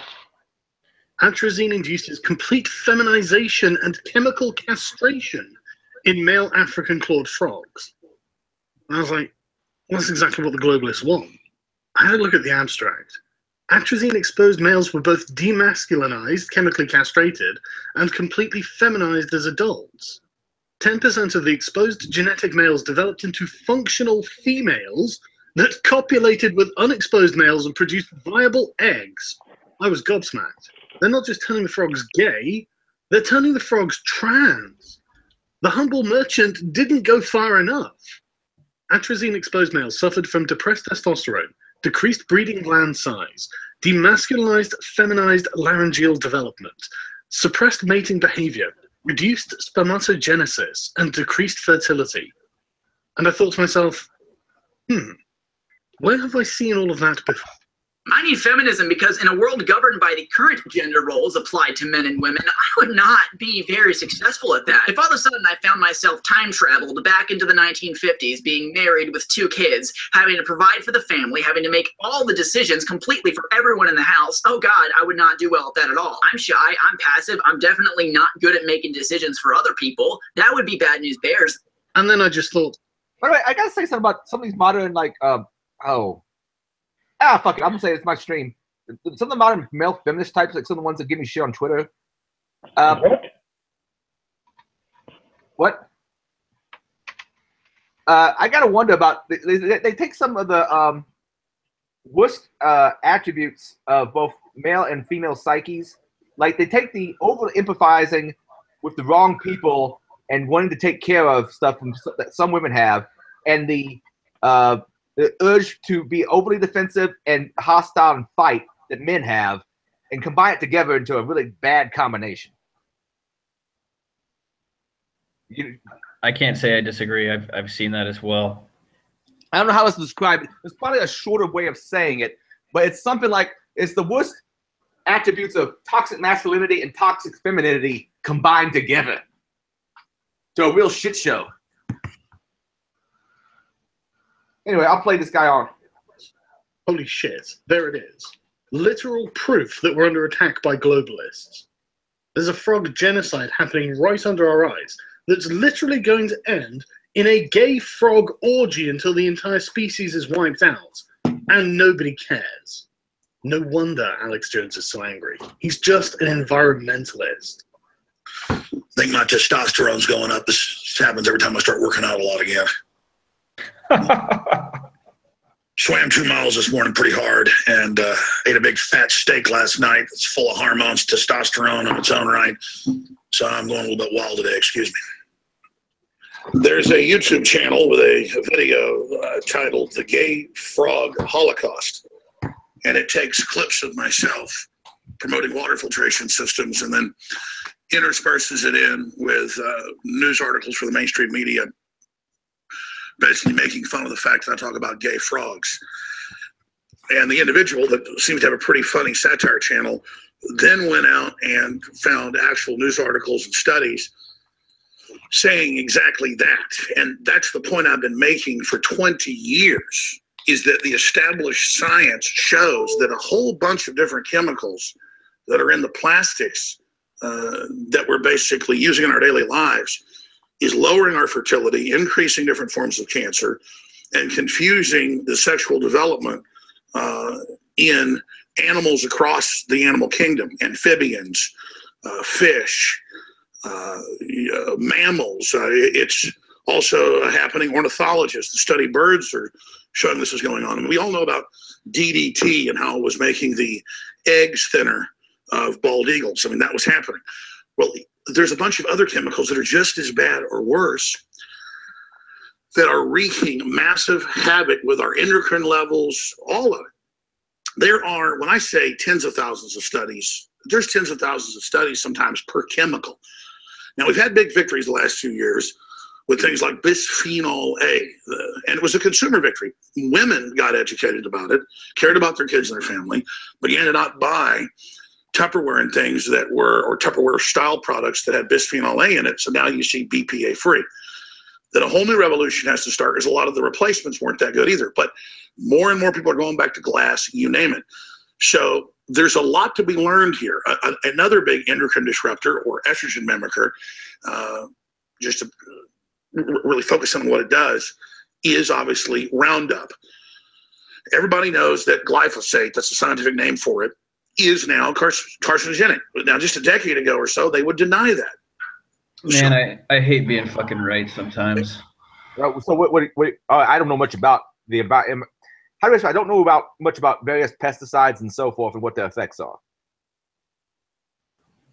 So TruthStream Media did one on Times Beach, where this guy had a deal to dispose of toxic byproducts, and he claimed that he didn't know, but it was an entire section of poor housing in St. Louis, or outside of St. Louis, and so he was just going and spraying, this byproduct to keep the dust down on the roads.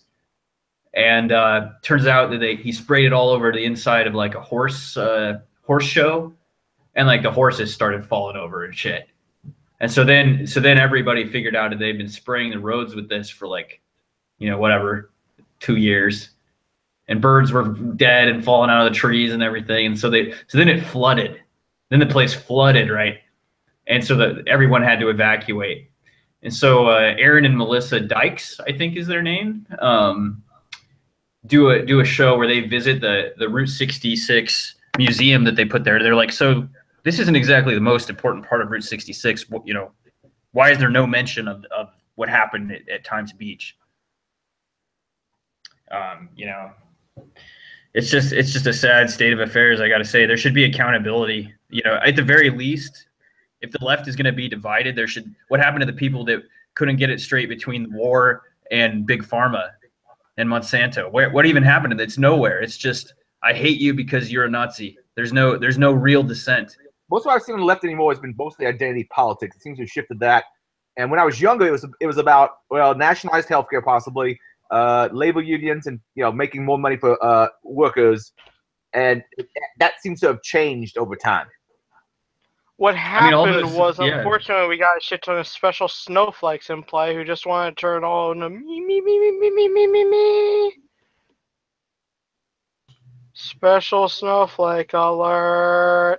Well, you know what I will say though, and this is why I should at least get involved in the game, or completely forget about it, which I can't decide which I'm going to do at this point. But Alex Jones, what you should look up is he doesn't like to talk about a couple of things. One is his connection to Hollywood, because he's this big right winger, right? And two, he doesn't like to talk about Bill Hicks, who had the Hour of the Time radio show in the 90s that would be on along the same lines of like Art Bell. And he basically character assassinated Bill Hicks. Bill Hicks died in a firefight with the feds. Bill Hicks, the comedian? Did I say Bill Hicks? I think you did. Yeah. Well, because there's a funny thing about Bill Hicks being this other guy.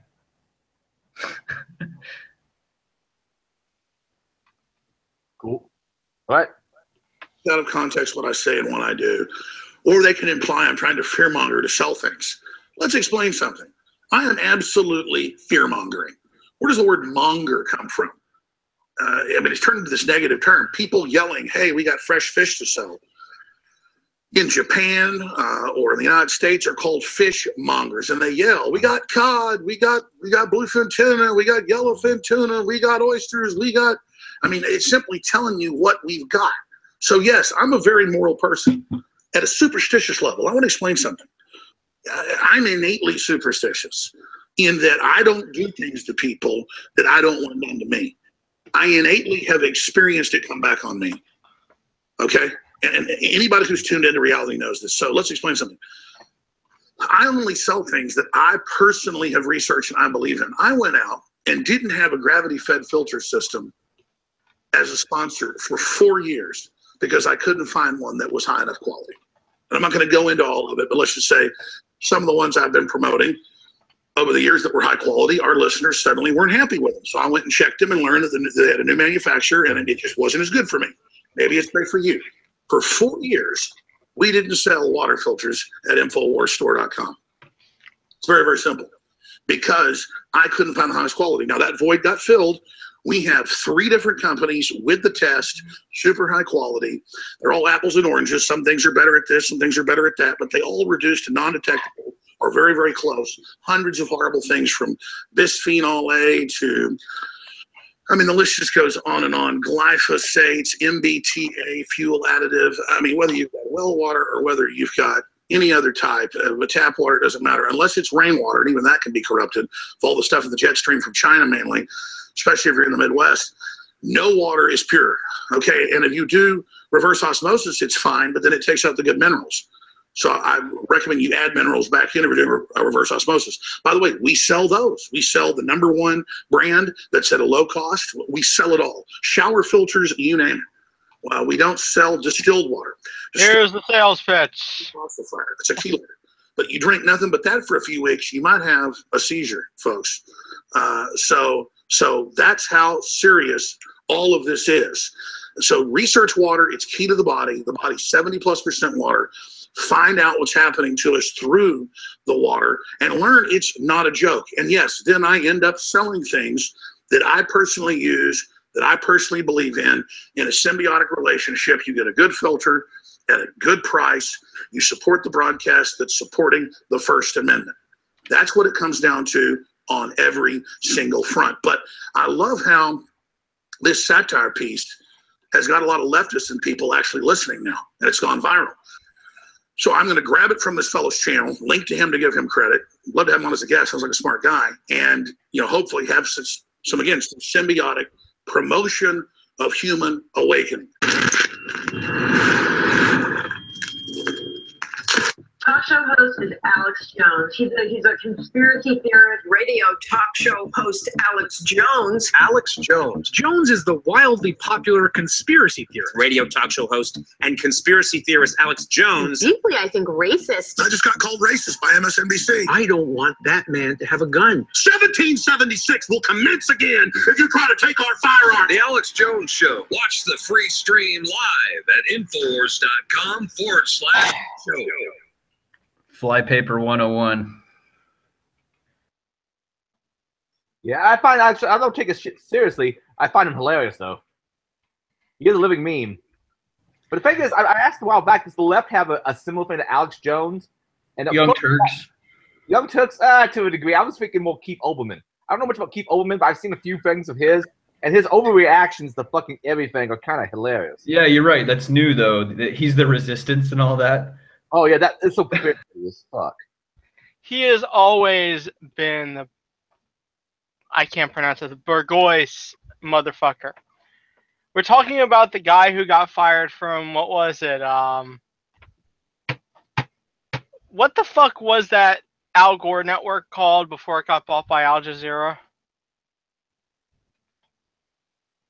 I don't know.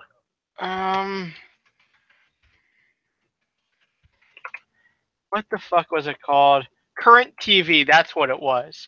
Current TV. He's the guy who got fired from Current TV for bitching constantly, basically about the fact that the facilities he wasn't getting his face dusted good enough, all that shit. Essentially, he was being an entitled little shit.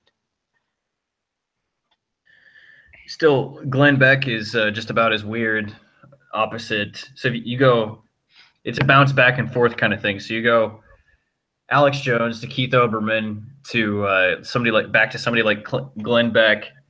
And he's kind of all over, you know.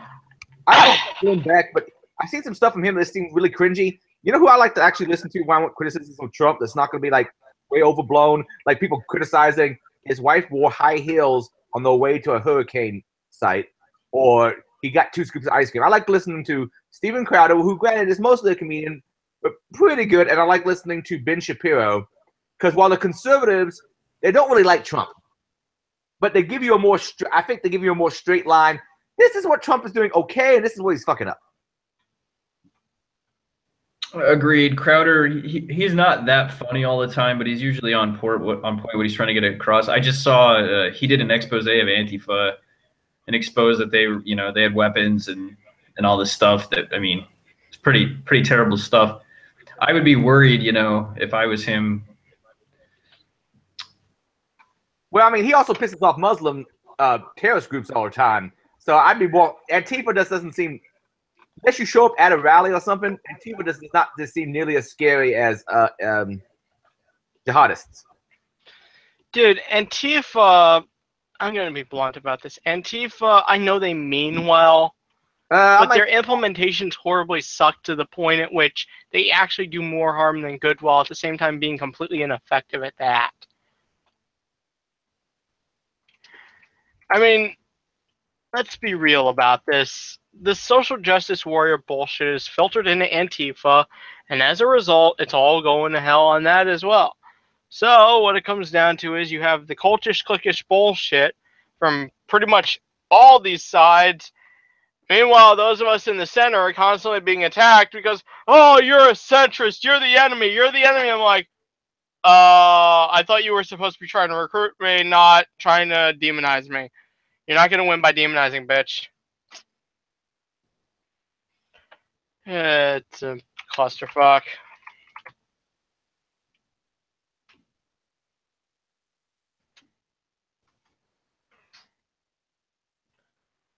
I have an idea. What's that? Anita the Antifa. Anita Sarkeesian, that person. Yeah, I know of her. I got shit from Devin Olive because I said something about, thanks to Joe Rogan for having Sargon Akkad, victim of abuse or harassment from a known scam artist on. And, fucking Devin said something like, seriously, Aiden, I've known you for a long time. Please don't say you just actively hurt the community now. She is a scam artist. That's why I blocked your ass. Because you say stupid shit like that. She is, Anita Sarkeesian's a fucking scam artist. It doesn't take much looking into it to figure that shit out. Dude, it is something where it's blatantly obvious she is a scammer. The problem is, people don't want to hear it because woman and oppressed and etc., etc., etc. So, you guys, you see my screen here, right? This is Crowds on Demand, protests and rallies. One of the first things you can buy from them. Protests and rallies. Financial or other social initiative. We can organize rallies and get media attention. And so I'm pretty sure I've heard the mainstream media report that, and that would be the point, right? You wouldn't want to say these are paid protesters. So when you see these, these things with Antifa, and it's like 5 people. So one of them is a dark left, dark enlightenment, ivory tower person trying to maintain imperialist, racist, eugenic order. The other 4 might generally believe in what they're doing. And then the 20 or so other people are from Crowds on Demand, as we can see here. Tell me I'm wrong. I actually don't think you're wrong. Frankly, I think you're probably on point. Because I'm sorry, but I'm sensing a lot of bullshit from this Antifa bullshit. And we both agree, like, it's not that these people don't mean well. It's not that some of the people that are paid to protest might not even believe that in what they're doing and mean well. And it's not that the tower person, the elite establishment person, doesn't potentially mean well and is not a sociopath, although they could be. You know, I don't think anyone has ever really disliked strong women. Not really. Because it's not a very good sign of a strong male. Most of the strong men that I can remember growing up with before all this stuff were an issue would always defer to women. There was always a woman. Dude, I'm gonna tell you right now, strong women is my preference. It's just a case of you have strong women and then you have snowflakes pretending to be strong women. See, look, I'll give you a definition of strong women. One of our sometimes co-hosts are on here, Mary Margaret Conley. That's a strong woman. I mean, she's a farm girl. I've seen her. She gets shit done. She doesn't take shit from nobody. She has been sexually harassed before, and she took care of the shit. She doesn't play the victim. I remember going out to a farm and watching her bust a cap in a pig's head, slit its throat, and say, okay, the menfolk have to pick this thing up and get it out on the gimbal. Watch her lash the thing to the gimbal, gut the thing, and get it all ready for cooking. I'm like, okay, she's pretty badass.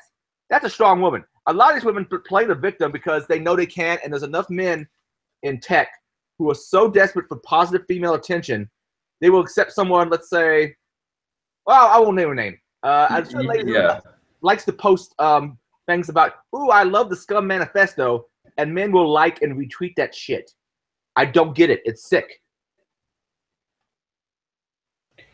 Yeah, I would say that there's nothing wrong with like a Princess Brienne kind of character either, or I don't care what your orientation is or what you do under the sheets. That's all fine too. But in my book, nobody said you couldn't do that. But that's not what getting triggered and just completely going unhinged is either.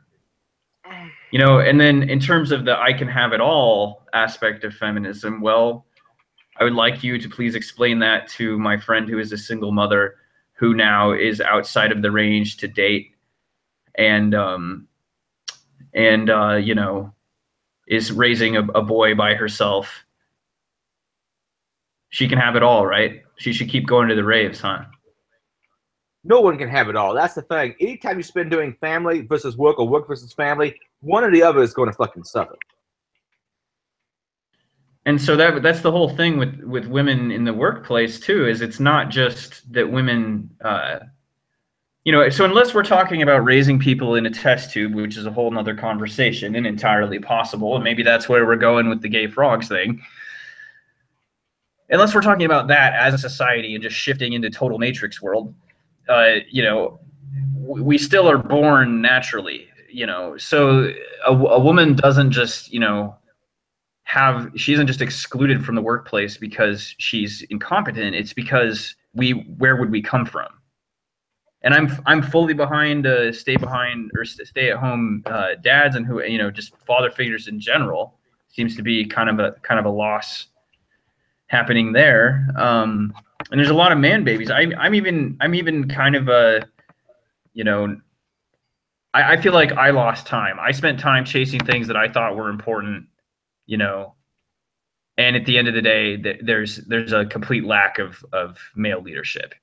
And I don't go full like men's rights or men's go their own way, but I see it from even the friends that I have that are social justice warriors.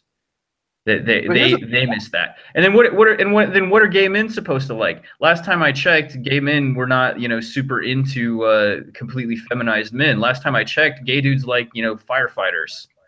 So if we get rid of that, if we just hate men and just masculinity is completely toxic, then what are the gay dudes gonna like? Feminine men, I guess. I don't know. This whole thing about all masculinity, they seem to actually have an opinion that all masculinity is toxic, and like the whole thing about whining about, oh, the name bro, so fucking what? Dude, I am actually to the point where it's like, I've given up on American people in general when it comes to like dating and shit. It's like I've come to the conclusion that the American as you probably know about me, I'm kind of the loner. So I've essentially come to the point where, with how fucked up the politics here is, let's face it, too many fucking snowflakes.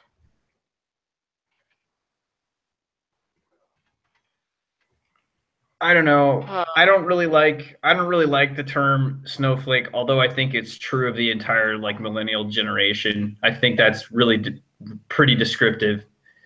I don't like it because it makes people feel bad about who they are, and I don't want that. I want people to feel good about who they are, and essentially step up. I won't say man up, but step up.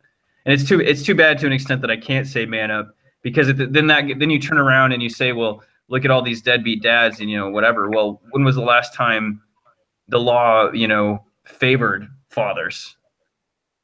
And I understand why a lot of things are the way they are, but I do think the men's rights movement has a point, and there was no reason for it to go this far.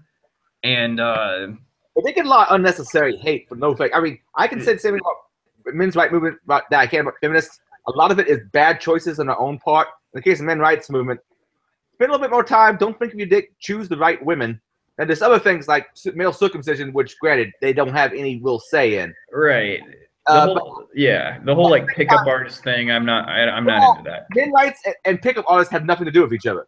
It's all manosphere along with the MGTOW. The MGTOW are one thing, the pickup artists are a thing, and the MRA are a thing, and they don't necessarily all like each other. Like, see, look up some of the stuff. This guy Roosh V, he's a pickup artist. He says some pretty nasty stuff in the past about MRAs, and the MGTOW, that's interesting. I think the MRAs are just idiots who, dude, you're never going to change anything. The MGTOWs actually don't like the MRAs in general because they're like, well, we kind of admire your goals, but we think you're idiots for thinking you actually will change things. And the MRAs are, and especially the TradCon version of it, don't necessarily like the MGTOWs because, MGTOW philosophy taken to its extreme would basically end society. So the people lump them all together, but they're not really the same thing. So, from experience, I can tell you right now that the entire thing is bullshit, and pretty much all these people are just full of shit at this point. The whole fucking thing is, at this point, I know I come across as very, not sure what the best term to put here is. Fuck it, I don't even know the proper term for this, but I guess what I'm getting at is I'm to the point where I actually feel that people are stupid, and unfortunately there is no saving this species anymore. I mean, for the longest time I thought, oh, I'm going to try and save people, yada, yada, yada, and I wound up finding out the hard way that, unfortunately, that's not going to happen because humans are stupid. Maybe so. I would go the same way and say that there's always been a place for like bookish males. It's not that it's just because I was a computer nerd growing up, right? Artistic. I like to read a lot, and I feel like I just got happier in my life when I stopped hating jocks. Like, it was really popular in the academic crowd, in the hating what? In the circle that I was in, it was pretty popular to hate Chad and Jenny, right? Hate the heteronorm. And I just gotta say, like, I don't identify with perfect, prom king and queen situation, right? But at the same time, I felt happier not hating those people in the same way that I became happier when I would seek people out that I admire, rather than envy them, because it's the same impulse. You're putting yourself down, and so if you don't put yourself down and you look at someone and you say, oh, that person's pretty, or that dude looks like he takes care of himself, and instead of putting yourself down and saying that, oh, that guy's just like totally hetero, really what I see putting people down doesn't get anywhere. That's just it. Putting people down is just toxic to your own soul, frankly. Now, when someone inversely comes in and they start putting everything down around you and just spewing this negativity and then claiming that they're on the right for that, or that they're in the right rather for that.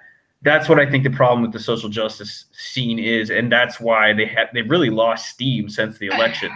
Now that people aren't, have they lost steam? Because there's a whole lot of saber-rattling out there.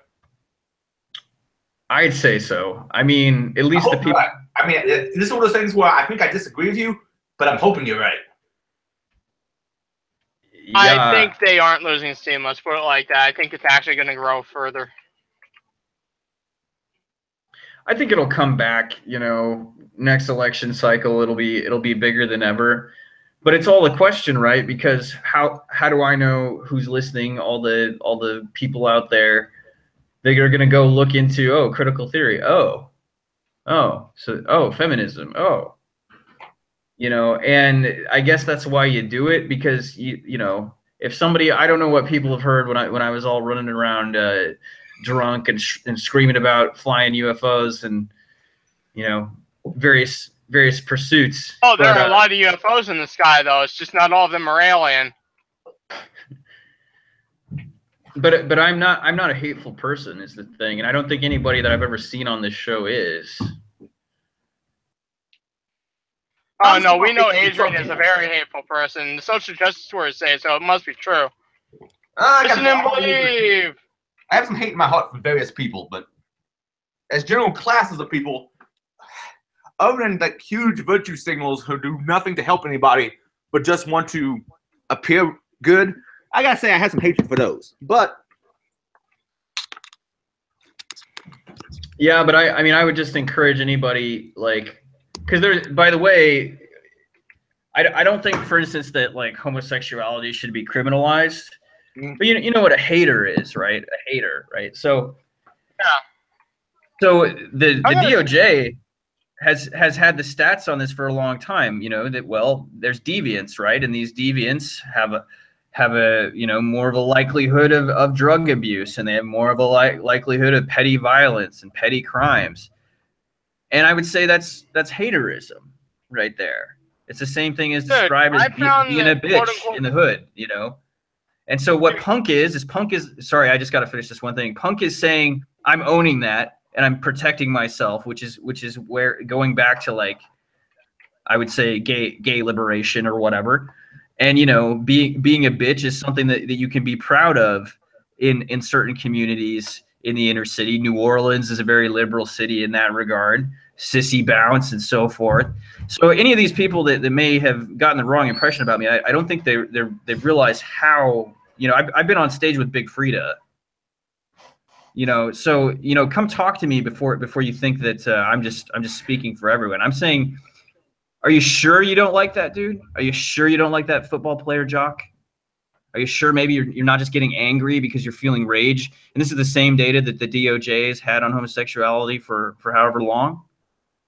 And I'm not saying that that's right. I'm saying that that's an observed phenomenon, right? And people that I know that are successful aren't haters and closet gay. They can just calmly admire a male athlete. You see where I'm going with this? Yeah. Unfortunately, I have a distinct feeling that this is not going to be as simple of a fix as we'd like it to be. Oh, I'm sure it's not, but I've had gay friends that have hung out with me, and they've been like, I'm thinking about seeing girls, but I'm like, yeah, dude, that's okay, because the progressive scene that I grew up with was it's okay to be who you are, and suddenly it has turned from that into no, you have to hate yourself. I mean, and I've even seen some of these articles, talking about how, oh, poor me, and nobody wants to kiss a lady nerd and all this. It's like, what are you talking about? No, geeky women get a lot of geeky women who are at least somewhat right. They don't look like me in a sundress. They do pretty well. I mean, it's actually a turn on. I know two geeky girls.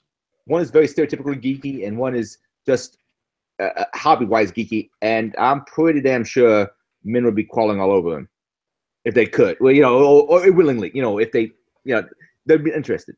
I was in marching band, right? Okay, that's pretty dorky. Pretty dorky. That was the whole point of being a marching band kid.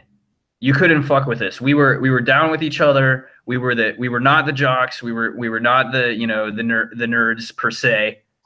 But we had the weirdest people in that group, right? And so I'm just wondering, all these people in the in the identity politics, since they're so wrapped up with it, did you not go through like marching band? You know what I mean? Like, what happened to like just being okay with being you? What happened in the 90s and just being okay with all different kinds of people? You're an idealistic son of a bitch who thinks that's even possible in this fucking species. Don't you realize?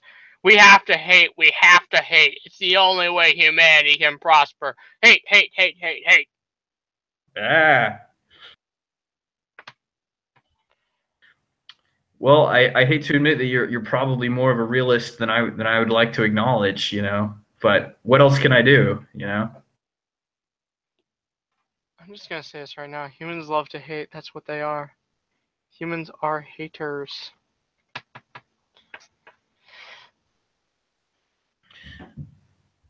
Yeah, I don't know. I don't think that's ultimately the strongest thing, because it's one thing. It's one thing to be weak, and then be bitter on top of it. It's another thing to be weak and accept your weakness, because everyone has a limit.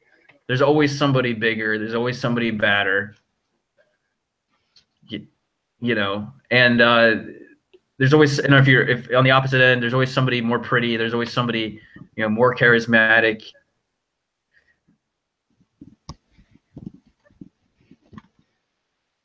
Whole world's on fire and turning to shit. What can I say?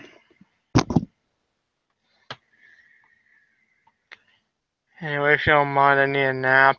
I'll talk to you later. Yeah, you know what? Well, I think that pretty much limits out. Tom hasn't said anything in a while.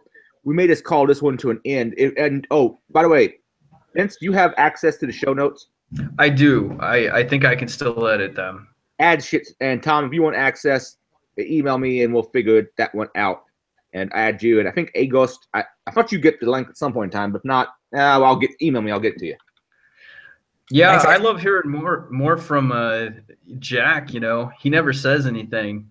All right, maybe not in this particular stream, but normally he says a lot. Right, I'm not trying to hog this space, because I like to talk about this stuff. So I want to hear more from Jack and Charles. Yeah, normally Jack they speak a lot more, but I think they will speak on the technical issues. Yeah, exactly. All right, well, thanks a lot, guys. Thanks for being on, man. See ya. See y'all later. Thanks for messing with me on the cast.